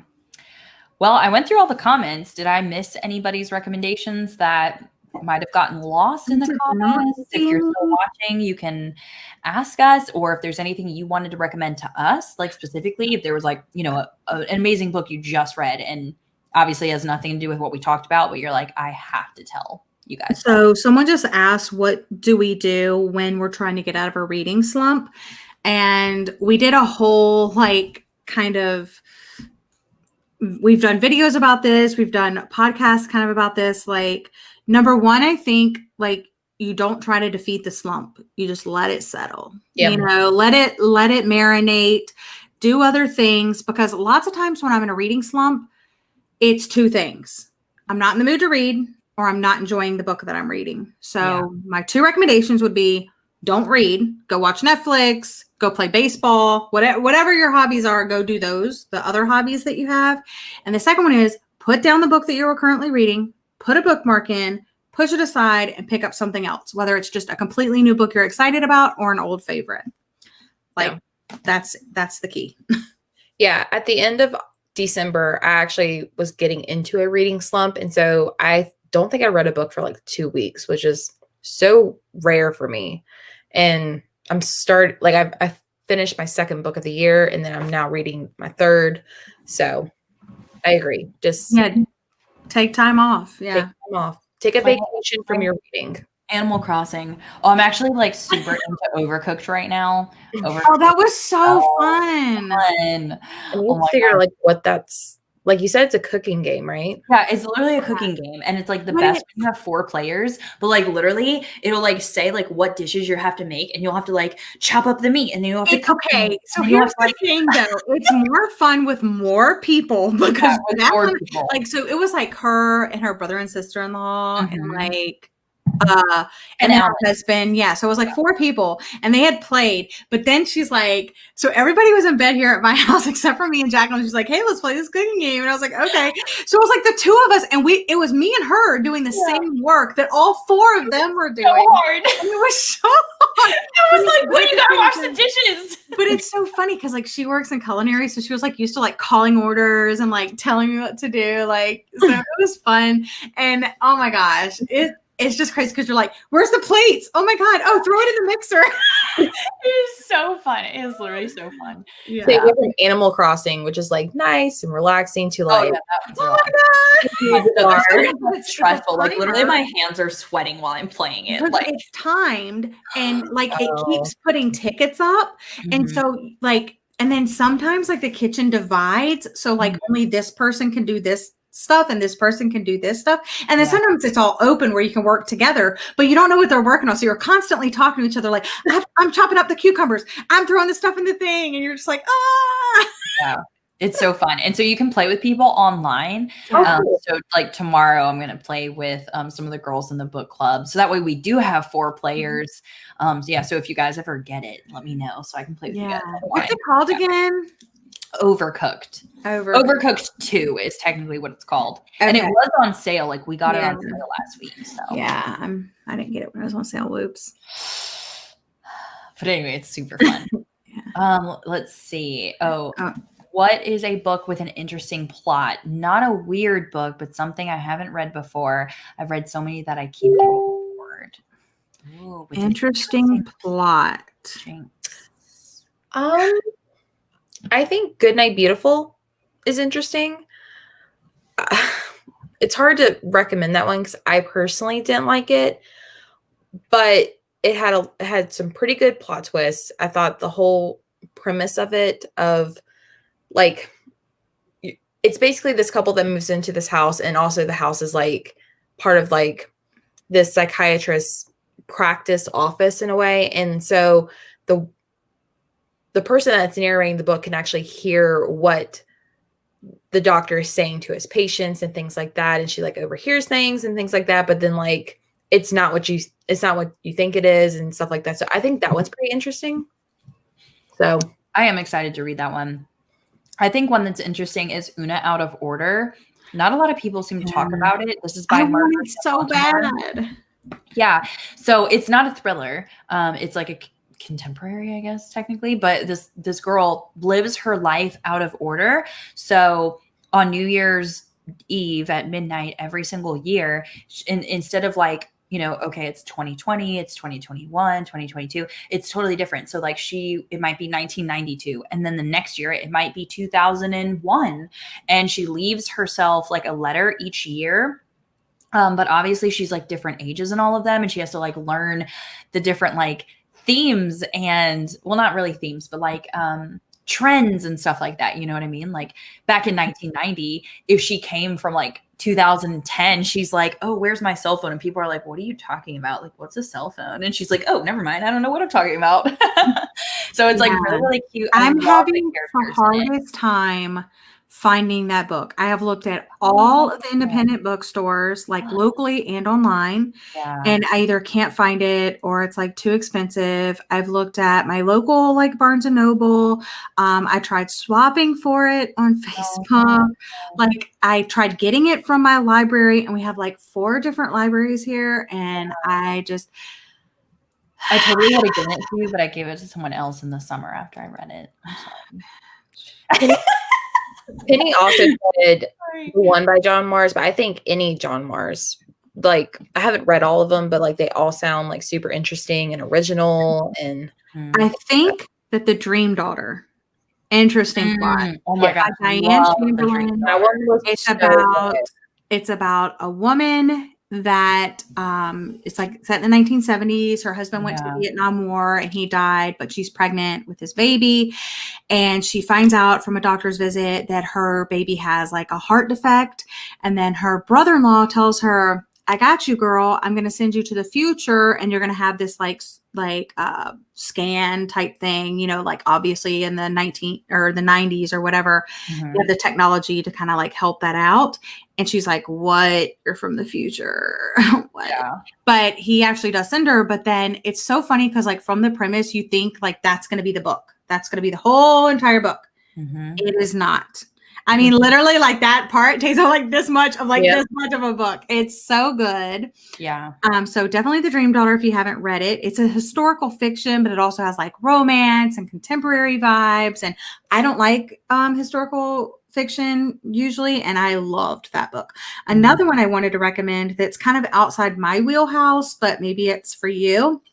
It's called The Book Charmer by Karen Hawkins, and it's part of a series. So it's the Dove Pond series by Karen Hawkins. And my neighbor is actually like a book buyer for a Barnes & Noble, like in the next town over. And she lent that to me. But it's about a small southern town, and there's this family, and every so many generations, like the daughters have like these magical abilities. And in the first book, the girl is a librarian, and the books speak to her. They say like, oh, you need to give this book to Jessie. Jessie needs to read this book. So then I like push off the book, like the character pushes off the books on these characters, and they're like, I don't want to read this. I'm not interested in this. So it is like a slower type story, but I think it is very interesting. That's good. Going back to like a time travel book, I would recommend 11/22/63, which is one of my favorites. But I know y'all don't like that one. That's okay. But so many other people. I mean, I appreciated it for sure. But it's about a guy who can go back in time, and he basically is trying to stop the assassination of JFK, but he has to spend like 5 years like to the date of 11/22/63, and I just love it. So yeah, we started watching the TV series, and like that was really good. Actually, my husband was getting into it, and then we just got busy and didn't get to finish it. But Jessie, you need to be more like confident in your love of books. Just because me and Gwen don't like something, you need to say, I loved this. You're wrong. This is why. I'm right. It doesn't matter if other people didn't like it. It's so good. You loved it. Listen to them. Yeah, it's so good. There you go. There you go. I think that book sucks. So. Yeah, and I say Gwen's wrong. So I mean, whatever. You're wrong. Yeah, you just need to tell us we're wrong. You're right. And then when we're right about something, we'll tell you that you're wrong, and vice versa. This goes round and round like this. Yeah. Okay, so Lena said, I tried to read 100 books in 2020. In November and December, I was just so burnt out, and it wasn't quality reading. I agree with you. So I had set my goal for 100 because last year I had set it for 100 and I went above that. And so I was like, yeah, totally could do it. Well, I only hit, I think then like 96. And so this year I'm actually pushing it down. I'm pushing mine down to 60 because I agree. I don't want to just hit a number to hit a number. And so having 100, like that is cool to be like, yeah, I read 100 books or whatever, but I just have so much other stuff going on in my life that it's like, why am I pushing myself to read bad books just to like, get them in? To me, it's not necessarily bad books, but I definitely shy away from, I have tackled some bigger books in 2020, 11/22, 63. Outlander 22. So good. But anyway, I have tackled bigger books, but I definitely have like some 500, 600 page books on my shelf that I'm like, I'll get to it later. I'm still interested, but I'll get to it later. Yeah. And not only that, but I don't read outside my comfort zone a lot. I read thriller, I read romance, I read poetry, and like contemporary romance, And that's it, because there's these historical fictions I want to get to, but I don't get to them because I'm like, I know it's going to take me longer to read. Even if it's a normal size book, like 300 to 400 pages, there's horror books that I definitely want to try, but I'm like, oh, I won't understand it. It's going to take me forever to read because I'm going to have to break it down. Yeah. So I feel like making a lower number. Well, I never set my expectations high, even though Jacqueline's like, what? Because I read like 143 books or something like that. I set my goal every single year at 52 books. She's like, oh, okay. But like, I think really not I've never really forced myself to read, but I think this year I'm really going to like tackle those books that I'm like, I picked it up because I'm obviously interested, but maybe I know I'm not going to get through it fast. I'm currently reading one. I'm on like day like 3 or 4 of reading it. And it's only like 300 pages. But it's a book that I wouldn't typically normally pick up, but I'm tackling it. So yeah. Some people set their goal for 1 book a year, so they don't feel the pressure too. Yeah. I mean, that is really, really cool. And I think it is a struggle sometimes when you're like on BookTube, like the pressure of like reading new releases, but then also reading old things and then reading relevant things. And then, like a number. And when you see other people, they're like finishing out their year and they're like, yeah, I read 150 books and 140 books. And like, they're also working full time. It's like, oh my gosh, like, why did I not read more? I think that the pressure from BookTube comes from me, like, obviously, like wrap-ups, I would rather read just 1 book, so I only have 1 to wrap up because wrap-ups are such a pain. But and I normally don't do TBRs. I do every once in a while. But it's more like for video ideas that I have to read books. And like I would say for every video idea I have to read 3 books. And if I'm reading slower, that means let's say I read a book a week. Okay. That means that it's going to take me 3 weeks to make a video. Yeah. That's not realistic for BookTube. That's my problem right now. I feel like I have to read more. And that would mean you're only getting 1 video a month. So that's not realistic. People aren't going to be sticking around for like 1 video a month. So I feel like I do have to read a little bit faster or find creative ways to like make books overlap or. Eggs are for. I'm just kidding. I'm just kidding. So yeah. Yeah. I agree with you though. Oh my gosh. Quiet Ones. I just got gifted this by Penny. She sent me this because she said it had like, I think some cult vibes or something in it. Oh yeah. I added that to my wish list. Yeah. I struggled playing Overcooked. So me and my 4 eyes couldn't find anything. Sometimes, yeah, I think that the level of stress is so high that I'm literally like, I don't know what to do right now. But it's so funny because like once you get in a zone though, you're doing things at first. You're like, get the plates and I need plates and I'll put the flour. And then all of a sudden, like there's just a quiet because you're like in the zone. Jessie, please buy it. Okay. Buy it. Okay. Oh my gosh, we be cooking. You guys are cracking me up. Oh my gosh. Okay. Someone asked if they have Overcooked for the PC. I'm not sure actually. I don't think so. I think it's a Switch game. Oh no. Switch, so they DNF. Oh, Tanya. The one by John Mars. Yeah, that is an interesting plot. Oh, someone gave it that one 5 stars. Long Bright River. No, Penny. Yeah, I love Sometimes I Lie. Oh no. Should I unhaul Long Bright River? It is a very, I saw that when you were going to say yes. I saw that. I know. I was. Sorry. It's Josie's favorite book. And I felt so bad. But I'm like, oh, it's kind of sucky. It's okay. The thing is like this. Okay. Yeah, and it's so slow. There's no really thrilling elements throughout. It's like a slow build and like it's not really thrilling. Yeah. It's See, more and I like think a dark contemporary. As like a thriller, and that's why. But I've also been told it's not very thrilling. I'm like, well, I like to read thrillers that are thrilling. And it says that it's thrilling, but it's really not. Oh no! I heard it's more one of those books you have to take your time with. Yeah. It's what? I heard it's more about the sister relationship than anything. And see, that's weird to hear because like it's about one sister looking for her sister. So it's not really about that either. I don't know. It's just really weird. Time Traveler's Wife. I didn't read the book, but I watched the movie a long time ago. I should probably read the book. It's good. Look, Karen loves 11/22/63 like you did. Karen's got you. Yes. I'm having such a hard time getting that. You need to read it. Oh, I agree with Sometimes I Lie. I always enjoy when I don't see things coming. Yeah, I did love Sometimes I Lie. One of my favorites. Aw, Jessie. They said go, Jessie. Agreed. Last year I read 162 books. I saw that, Trina, and I was like, how did you do that? I lowered my number this year to savor the experience. Yes, savor. I agree. But I also think like 2020 was just like a crazy year and people were either reading a lot or not reading a lot. And they were just like using books to escape. And like, so let's not talk about 2020 anymore. Let's not talk about 2021. Let's just drink. My goal is to try to read classics instead of trying to read 100 Yes. books. That's good to have a goal. I feel like I never really have like, I am such like a safe reader, I guess, where I just want to stay kind of like in my thriller romance area. But I do like that in 2020, I somehow started branching out into like the nonfiction memoirs and then historical fiction. Yeah. So I do want to branch out into those a little bit more. I think I am going to be reading a lot more nonfiction this year.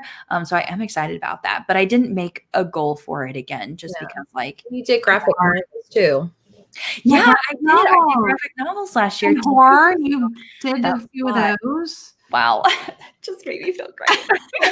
But also for classics, so Christine, I have to read 6 classics this year. I have like, I think 4 picked out that I want to tackle. I did read quite a few classics in 2020, but like modern classics and like regular classics. But yeah, I want to read 6 new ones in 2021. In one of your videos, Gwen, you mentioned The Little Princess. That was actually one of my favorite movies growing up, and I did not know it was a classic. I'm just so uncultured, but I think that's actually a classic I actually really want to read. Nice. I don't think I'll ever read a classic. I had to read some in school. Yeah, Gwen has you showed me but I didn't see the question. I'm on my 3rd class. So just saying. Like, what is going on? Okay, here's the bottle. Let me just show you. Here's where I am in this bottle. What? Okay, I had. And this is here's where I am in my bottle. But this is 175 milliliters. This is. I don't know. Jessie started before. This is 750 milliliters. I mean, I'm not gonna lie. Wait, what does yours look like? Oh yeah, you drink more, but mine's like red wine, so it's like more potent. Yeah, but this is that Instagram wine. Wait, what was that we were doing, Gwen, on our podcast? We were like opioid. Oh my gosh! When you were like, let's explain the story. Oh my gosh! Because I totally cut it out. Of that podcast were hilarious. So when we were talking about, what were we talking about? Oh, winter reads, reading recommendations. Yeah. I was trying to. It was about Long Bright River, wasn't it? Yes, about the synopsis of Long Bright River, and I was like, it tackles like this woman looking for a sister and like urban wherever it's at Pittsburgh, and it's like an opioid. And I was like, blah, blah, blah. And I was like, how do you say it again? And she would tell me, and she was like, opioid. Yeah, I was like, I'm just gonna dub in myself going opioid. But I like you know those actors you always see those like takeout reels where they like do something funny and then they just like can't get it together. Like I literally could not stop laughing about it, and then I'd be like, okay, and then I'd start busting out laughing. Oh my gosh, it was. I know. Long Bright River is So talking hard. about it. You were laughing. I mean, I was like red. I was like dying. And Jack, I literally had to like, cut out that whole sequence. Where and Jack I'm like, I was like, say it again. And she was saying, I was like, I can't. And she's like, okay, you're gonna have to take out that word. yeah, I was like, cut. A lot of people said, okay, so Penny flew through Long Bright River. She said it's a literary.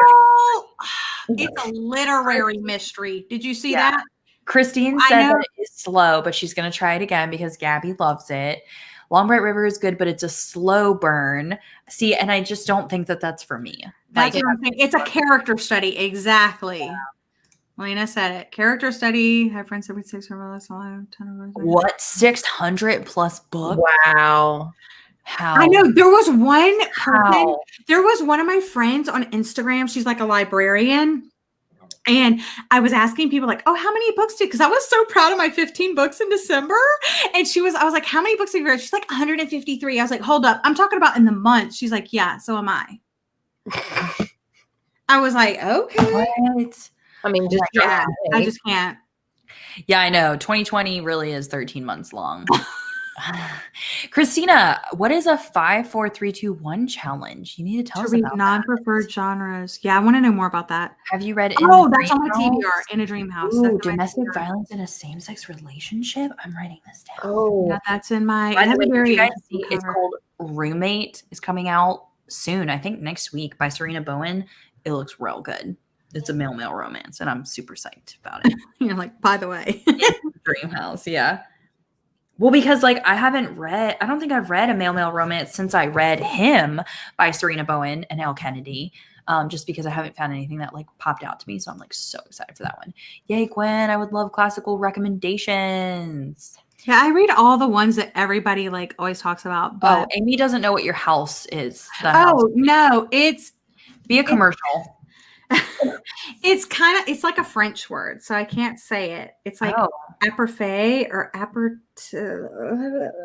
look it up on Instagram. But it's basically, it tastes like a wine. It tastes like a wine, but it has higher alcohol content than wine, but obviously lower than liquor. It's really popular like over in European countries and stuff. Like this one has, I don't know if they'll be able to see it. Let me see if I can show it. There it is. This is what it is. They might be able to. Right there. Gosh. Put it on Instagram. Oh. I think we can read it. Citrus flower, something wine.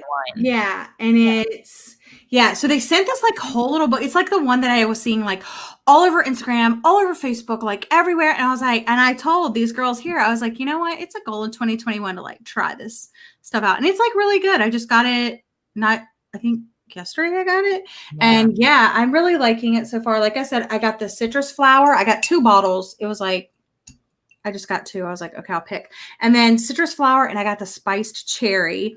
And they give you this whole little book, like how you can have it like on the rocks, or you can have like a little spritzer, and they give you like different recommendations. So it's not like you can just drink it straight, but it's a lot of like a kind of a mix in. So I'm doing just bubbly water, sparkling water and this together. So it says, I think 2 ounces of this, 1 ounce of this, but I'm just kind of doing like 2 ounces in my glass and then just kind of filling it up.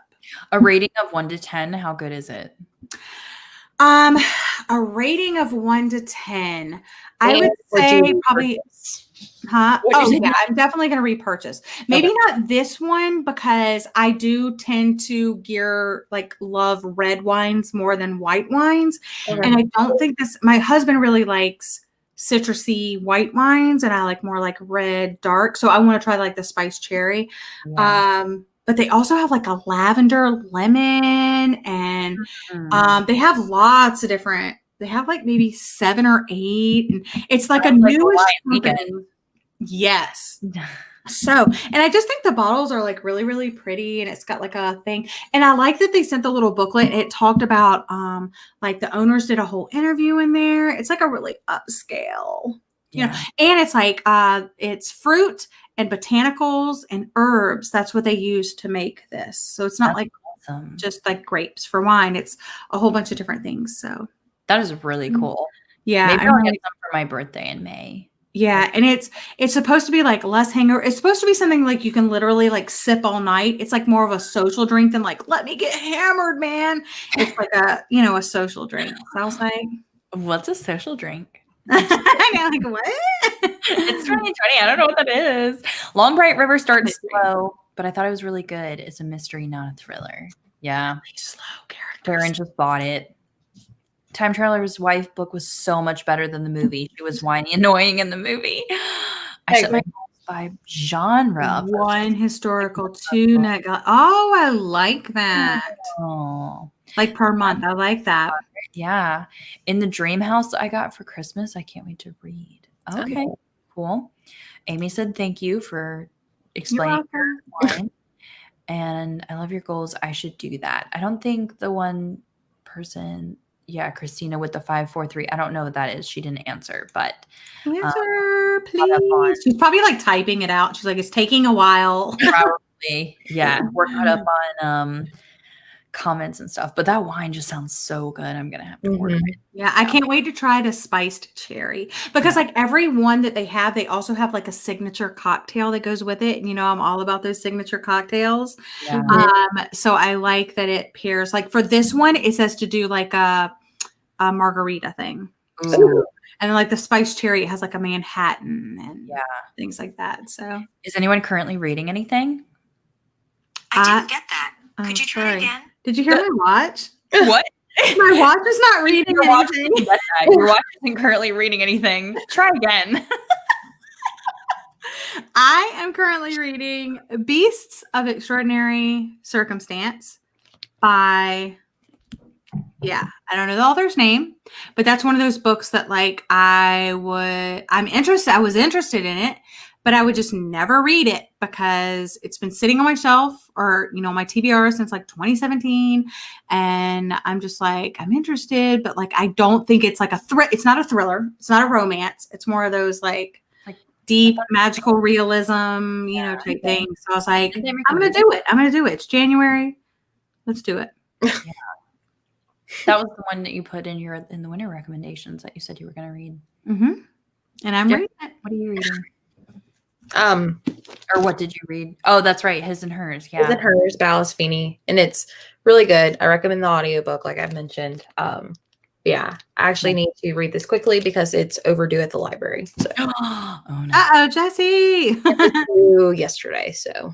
Oh no. It'll give you like a grace period. My library has been. Yeah. It'll probably be done probably by tomorrow. So nice. Cool. Penny said she's reading Fire Started and Assassin's Apprentice. Also, Christina said, so it's 5 books of one genre, 4 of another, etc. So you could, I guess, cut it down if you don't read that many. So you could do like 3 books, 2 books, 1 book. So like for a month per month, or that's her goal for the year, was it? So like 5 romance, 4 historical, 3 science fiction. She just said. Oh, non-preferred genres. Okay. So probably for the year. She's like, I want to read 5 romance. 5. That's cool. Yeah. So you could do it like per month if you want. So like for instance, if you could do like 3, 2, 1. Like 6 books a month. Yeah, I would do like 3 thrillers, 2 romance, and then do like 1 that's out of my comfort zone. Yeah, I like that. Yeah, that is cool. I might try that for a video. Jenny said spice. Yes, me too, Jenny. That's why I was like cherry. Yes. Oh man. You're reading the one. I'm glad you like that. I just finished. I'm thinking of ending things that I'm so confused. Yes. Oh my god. Join the club. Everybody else was so confused. I was just, I guess I just take it for what it is, and I'm just like, okay. Yeah. I'm used to it to push me out of my comfort zone. I'm doing it for the year. I love that.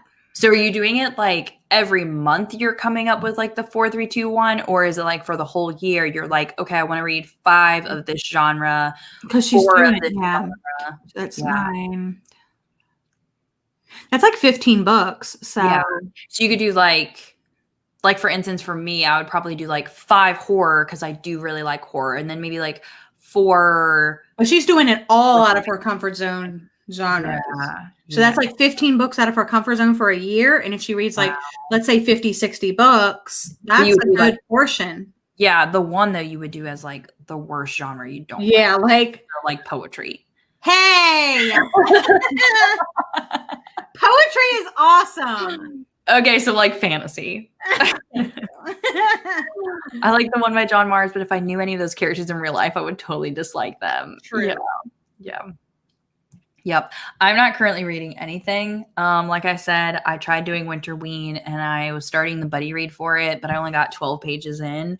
And I just I'm not I feel like all those 12 pages, I can't tell you one single thing that happened. Like I just am not in the mood to read, but I did watch one of the videos that I got sent for the Reading Rec Sent by You series today, and I started filming that vlog, and I'm picking up the book tomorrow at my library. Oh and my gosh, I'm so excited. So excited for oh my it. God, It's you have to tell us a which perfect one it is. recommendation for me. Tell us. No! I tell you that Tell us in the chat. In the chat, just us. Okay, maybe I'll tell just you. But anyway, it's so good. It's I want really behind the scenes info. Yeah, it's really good. So I'm so excited, having such a good recommendation for the first video. Oh my gosh, what if more people send me really good recommendations? I hope that Matt sends in his recommendation. Oh, I really hope so. I need. So I watched one, and then I did actually get another one. But yeah, you guys need to send them to me because I only have those two, and I'm I have a whole year to go. I need more. Yeah. Plus, I wanted to be able to choose between the do what's available at your library. Yeah, and be okay, let's try this one. Yeah. So yeah. Let's see. Just for the year, and I'm reading stuff I actually enjoy around it. I like that. The Kids Book Club has an amazing analogy of yes, one of our friends. Yeah, literally I know he loves that book. Yeah, he literally will write down specific notes and stuff. So I love watching his book reviews and stuff because I feel like I'm literally always just rambling and I'm whatever. And he's like, okay, so on this page, this and this happened. And I'm wow, you remember that? Character. And I just feel so dumb around him. I'm I liked it. Yeah, McKay. 5 stars. And he's so funny and he edits really well too. His editing is really great. Oh my gosh, Jenny agreed with me. Jenny! No. Y'all just haven't read the right poetry. Y'all need to look up my favorite poetry recommendations and try it. Christine is reading In the Invisible Life of Addie LaRue. I've heard so many mixed things about that one. I think that's the one. I'm gonna sustain from. I started it and I was I want to read this, but I don't want to read it. So I was in a slump and I was I'm just going to push it off to the side. I think I read the first chapter and I was not for me right now. Yeah. I've seen so many mixed reviews about it. Mm-hmm. It's another slow character study. Yeah. And it's 600, almost 700 pages. And it's about 1,000,000 trillion words. Yeah. And the font is so small. And it took her 10 years to write. Really saying all the worst things I hate in books. Oh, really? Well, yeah, because this is it's 9.9. Yeah. Sounds like a monster. I was whoo, that is some tiny font. Bailey said, isn't it awesome how books and reading bring so many people together? Yes. I don't know, Bailey, if you're in my book club, but you should be if you want to see people being brought together with books because oh my gosh, we have so many fun things in there. We're actually doing for March, we're doing a Survivor themed TBR challenge. So excited. Cutthroat. Yeah, it's gonna be so fun, you guys. I have to pick out of a jar for my next read for a TBR challenge. Have to pick 3 to toss in a jar. Any suggestions? I don't know what she's read and what she hasn't read. And what's your favorite genre? She needs to tell us her favorite genre. And genres. Yeah. And then we'll just throw a bunch of things out there. Yeah. Okay, that's really cool. Yes, McKay's analogy of books is chef's kiss. I didn't like Addie. Thank you, Karen. Oh, and I agree with Gwen on Addie. Yes, Amber. These are my people. See, this is how Jessie needs to be. Jessie's yeah, so I kind of like 11, 22, 63, but I know you guys didn't like it. And I'm I knew it. I'm agree. And I'm yay, these are my people. Okay, Samantha said thriller. So let's give thriller books. Okay, I think I'm gonna look. If you haven't read Stillhouse Lake, Throw Yes. that in there. Yes. Hill House 100%. Lake by Rachel Kane. Rest in peace. Yes. Yes. Behind closed doors, because I know all three of us like that. Yes. No Behind closed doors. exit, obviously. Okay. So Gwen. No exit. Is that your one? Yeah. Okay. Yeah, I'm Samantha, not have gonna you say read what any of those three? Let us know if you've read any of those I three. want to say some more though. Let me see what else I want. I want to say He Started It by Samantha Downing, because that was really different, I think. Or her other book, My Lovely Wife. Yeah. Even though I rated My Lovely Wife higher, I think it was one of those happy moments. I think I liked He Started It more. No. I can have happy moments, Jacqueline. But I think Goodreads needs to make a rating for you where it's like, this is a happy moment Gwen rating, but this is my real rating. Okay, so I'm just gonna name off some of my favorite thrillers. Okay. Do an idea. Oh, the only one she read was No Exit. Okay. The Woman in the Window by AJ Finn. The Last Time I Lied by Riley Sager. No, The Woman in the Window, do not put in there. Do it. No, don't do it. The Silent Patient by Who gets Alex one? Iglesias. Lock Every Door, The Guest List, Home Before Dark, Final Girls, The Kind Worth Killing, The Woman in Cabin 10, The Girl on the Train, this one, The Perfect Wife by J.P. Delaney. Yeah, I agree. That one is good. Yeah. Let's see. The Last Mrs. Parrish by Oh my gosh. Constantine. Yes. Oh, this one. I hear nobody talking about this book. Okay. Perfect Days by Raphael Montes. It's Montes. It's the one that has like a pink cover and like an open suitcase on it. It's a Brazilian author. And it's short and it's really good. What's it called? Perfect Days by Raphael, Raphael, and the last name is Montes. And someone that is in the book club that is from Brazil told me that, yes, I hear nobody talking about this author. Okay. I wrote that one down. If We Were Villains. Penny, no to A Woman in the Window. Yes, Yes, Penny, yes. No, that was like the first book of 2019. All right. If We Were Villains by M.L. Rio. Oh, see, That's I'm so interested in that one. That's for the type. Shakespeare. Yes, it's not. They do have little Shakespeare parts, but I'm like a theater nerd. So, like, my husband went to college for acting, and we volunteer at a local theater company. We used to. We don't have time right now, and obviously COVID and stuff. Yeah. But yeah, so I really liked the theater aspects of it. But it's like a group of friends at college. Someone dies. The person that was behind bars is get out of jail like 10 years later. He's talking to the man that put him behind bars and is telling him the real story. It's like a dark academia, super, super good. Okay. And I really liked The Death of Mrs. Westaway by Ruth Ware as well. It's a little bit slower, but I really liked it. See, I'm so afraid though to read He Started It because I had like DNF'd The Death of Mrs. Westaway, and it's like, I know you love those inheritance type of stories, and that's why I'm like scared of He Started It. No, okay, but I would say that He Started It is less about the inheritance and more about a road trip. Okay. You like road trip stories? I don't think I've read any of them. Well, this is your chance to find out. Okay, I guess it is. Yeah. It's really about, it's like it's like siblings that are on a road trip. That's it. It's a road trip that they've taken before, and now they have to take it again to get their inheritance. But that's not to the end anyway. So like, I think I have to find a copy to swap for because I keep getting it from the library and then I keep having to return it. And so it's just like sitting there, and I'm just like not in the mood to read it yet, but I like keep getting irritated that I have to keep returning. You know what I'm going to do? I'm sending in my recommendation for He Started It by Samantha Downing. No, I want you to pick something just borrow my phone. I'm doing something better than that. No, I'm doing it. Is this a true Gwen 5-star rating? No. I think I rated it 4 stars. Then don't send it to me. Let me see what I rated. No, it might have been fine.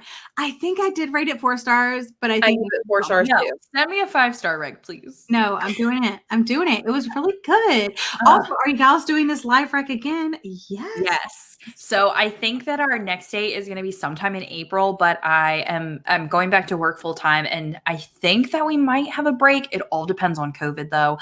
So it's probably going to be at the end of April. Yeah. So keep that I don't know. Do weekends work plan. for you guys? I don't know if weekends work better, weekdays, whatever, but we'll let you guys know at least a month in advance. So that way you guys know. But yes, this is kind of like a quarterly live show. So it's okay, we did one in January, one will be in April, then we'll have one in the later summer. So that way we can kind of read a bunch to check more for you guys. Yeah. Yeah. Yep. So everyone else, okay, they're laughing. Woman in the window. Ooh, all the good ones. I'm so glad that we could Perfect days. Yes, it's short and it's. I mean, obviously Brazilian author. Oh, cool. She's doing the murder mystery challenge in the book club. You guys will see my video go up for the. Oh, okay. Oh, I'm so excited. Samantha, I'm so excited. Okay, so Penny loves it. Penny. Okay, so hold on. good. Penny knows my taste really, really well, though. Okay, Penny, she is well, you like it. The ultimate person that knows my taste. Do you think that I will He started it? Come on. Thanks. I'm waiting. Where Deja? Deja was like, I'm sorry, I've been quiet. My ADHD said must go to TikTok. I love TikTok so much. It will be 3:00 in the morning, and I send Jacqueline to TikTok. No, for real. Oh, I am up way too late watching TikTok, and it is the best time waster, but I love it. It's almost like my decompression time. Mm-hmm. I think 2020 happened to it. What? Yeah. Okay, yes. Okay. And murder. I'm going to carefully think about all the suggestions. Oh, Weird things happened on the trip, so it kept me engaged. Okay, we're still waiting for Penny to say whether that was it. Weird things happen on the trip, so it kept her engaged. Okay. It does. There's they think that someone's following them. Weird things keep happening. It's dual timeline too, as well. Oh, yeah. You Oh, okay. Penny said yes. Ooh. Oh, Yes. okay. All right, I'm sending it in. I'm sending it. And Jacqueline, you can just borrow my copy because it's literally just sitting on my shelf. There you go. I literally have your copy of The Perfect Child too, though. Well, then you just have. I really just want another wine weekend. I know. Have you read The Perfect Child? Maybe that's what we need to do. We need to do a wine weekend during that April break and do the Rex by the Bottle, and we'll just all be here together in one window. Hey. That would be. We should just hang out and read and drink wine. Yeah. Yes. Yeah. I mean, me and Jessie only live 45 minutes away from each other. I know. You moved an hour further away from me. Yeah, I know. Sorry. It That's actually wasn't that bad. It was now, actually though. only 3 hours and 40 minutes. Oh, okay, that's not bad. Not bad at all. Yeah, But it depends on how the traffic is. Remember that one time it took me that long to get to your house the first time? So it just really depends. But it took me I thought it felt like it took me 6 hours one time to get to your house. And I was because it was all the tractor trailers and it was raining the whole way. And it was just was that the first time? That might have been the first time. Yeah. I was supposed to get there at whatever time, and I got there 2 hours later. I was like, what? We got a difference of opinion here. I think Bailey. I thought we were friends. Oh my gosh, it would be really cool. Oh, wait a minute. You know what I just noticed about Bailey's name? She has the same last name as one of our favorite authors, Caroline Levitt. How do you say it? I wish it was, is it Levitt? Yeah, kind of pronounce it for us. That's interesting, though, to see if I'm gonna like it or not, because then we'll be ooh, who was right? Oh, now you're doing it now. He doesn't think you'll like the ending. It's Okay. Someone else. Okay, wait, hold on. Oh, Penny, I don't think you'll like the ending though. Ooh. Yeah, I did, but maybe she will. She does ambiguous endings. Oh, Yeah. well, that's true. Someone asked what happened to the woman in the window movie that was supposed to happen, so I said 2020 happened to it. Oh yeah. also like the author of The Woman in the Window, like didn't he like have lawsuits against him or something? AJ like Finn, yeah, who knows? Yeah. Like, I just can't. There's So so I many like authors I like read their books and they're like shitty authors, and you're like, why did you ruin it? Yeah. Oh, I live in Winchester. Yeah, you should come visit us. That would be Yes, awesome. Mine Weekend. Yeah, totally. You guys haven't seen my new house yet. You'll have to see. I've only seen it on the little screen. I know. I know, but my bedroom's ready. That's all I know. It sure is. I got to make a Jessie room now and a Ginny room. Yeah, this was really fun, you guys. Yeah, Like, I had so much fun. yeah. Yeah. So yeah, anyway, Deja, like, you need to come. You need to come visit for real. Deja, though. that would be hilarious. Oh, Yeah. I didn't know she lived so close. I think she lives in Hopefully, that's okay if I say it. North Carolina. No. I think she's. I don't know, like where. Yeah, North Carolina. Yeah.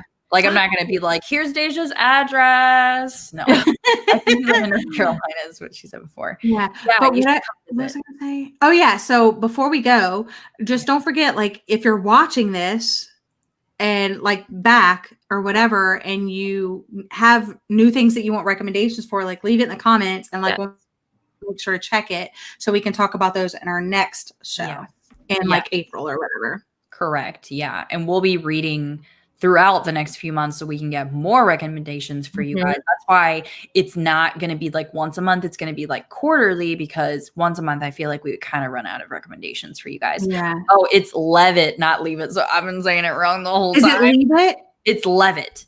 That's what I thought. Caroline Levitt. Yeah. Not Leave It. But my married last name is Day. But I talked to you guys on Insta on Vale's bookshelf. Okay. Oh, okay. So it's Leave It. So I should say Caroline Levitt, like you said. Levitt. Yes, Levitt. Yay, I was saying it right this whole time. This is so much fun, you guys. Together is the 2021 vibe. Oh, it's so cute. And Jenny is like, yes. I wonder if Jenny still has that. Like, I'll be the sober friend. She'll be the designated driver. Dee-dee! Okay, wait, Jenny. Deja's designated driver. Does Jenny still have the peach preserves? That's Oh the my most gosh, yes. Mom still How makes about that? We need that. Oh, I'm so glad you had fun, Caroline.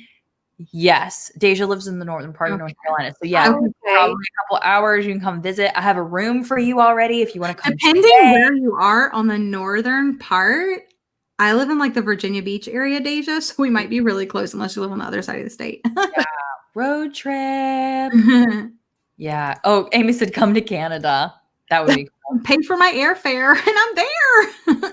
Oh, it was just released today on Netflix. Oh, we have we have to watch that together. Yeah, that's a thing. Oh my gosh, I'm looking this up right now. No way were we just talking about that and that happened. How the heck? Okay, by the way, you guys, I watched the new Wonder Woman on HBO Max. Is it a no? Sucked. It was so bad. The CGI was so bad. It was very bad. I do not recommend watching it. The first one is so good. The second one, do not watch I don't it. see it. Does anybody Jenny said yes, saved jars for you guys, and Karen said love you girls. Aw, I don't see it though. But it will be released on. Oh wait, hold on. Sorry. The first half. Today. The Woman in the Window will be released on Netflix the first half of this year. Sorry. Okay. Okay. It was announced today that it's coming. It was announced. Okay. I was like, I don't see it. Well, that means we need to watch it like later on in the year together then. Yeah. Okay. Oh yeah, there's a trailer for it. On YouTube? I saw that on Google. Is it? Yeah. Okay, I'm gonna have to look that up. And like this is what it looks like. That's what it looks like. Okay. I've seen a book cover with that photo at Target. Okay. I have the original book. Okay, yay, I have it up. Okay, I'm ready. Yeah. Okay. Cool. I'm gonna watch that after this. Thank you for letting us know. I might like the movie better than the book. Yeah, though. I might like. Deja, that's close. That is really close. Yay. So Deja needs to drive to Gwen's house, and then Gwen and Deja drive to my house. And I'll just be there. Yeah, and Jessie will just be there. Credit scene was the best part of WW84. I think we missed it. We didn't watch the credit scene. I didn't know. I usually watch for Avengers, but I didn't know that DC also did that. Whoops. I'll have to tell Alvin to go back and we'll watch it. Well, yeah. Okay. So I think that's we've been on here for 2.5 hours and it flew. Wow. Yeah. That was really so fun. Thank you guys for like stopping in and everything. Oh yeah, you drank Rex by the bottle. She drank her bottle. Yeah. The whole bottle. So yeah, this was so fun. Thank you so much, you guys, for hopping on, even though like I know it's been not that great of a beginning of a year and everything, but we really appreciate you guys hopping on and just being able to like talk about books. Hang out with us. Yeah, not think about all of the terrible things happening. I hope we see you guys in April. Yes, April. We'll be back with more recommendations. Yeah, so see you guys on all of our channels and in future podcast episodes if you didn't know about the podcast. So Grown February 15th. Yeah. Yep. If you enjoyed this, you'll enjoy that podcast episode too. So, yeah. But we'll see you guys later. So bye-bye. Bye.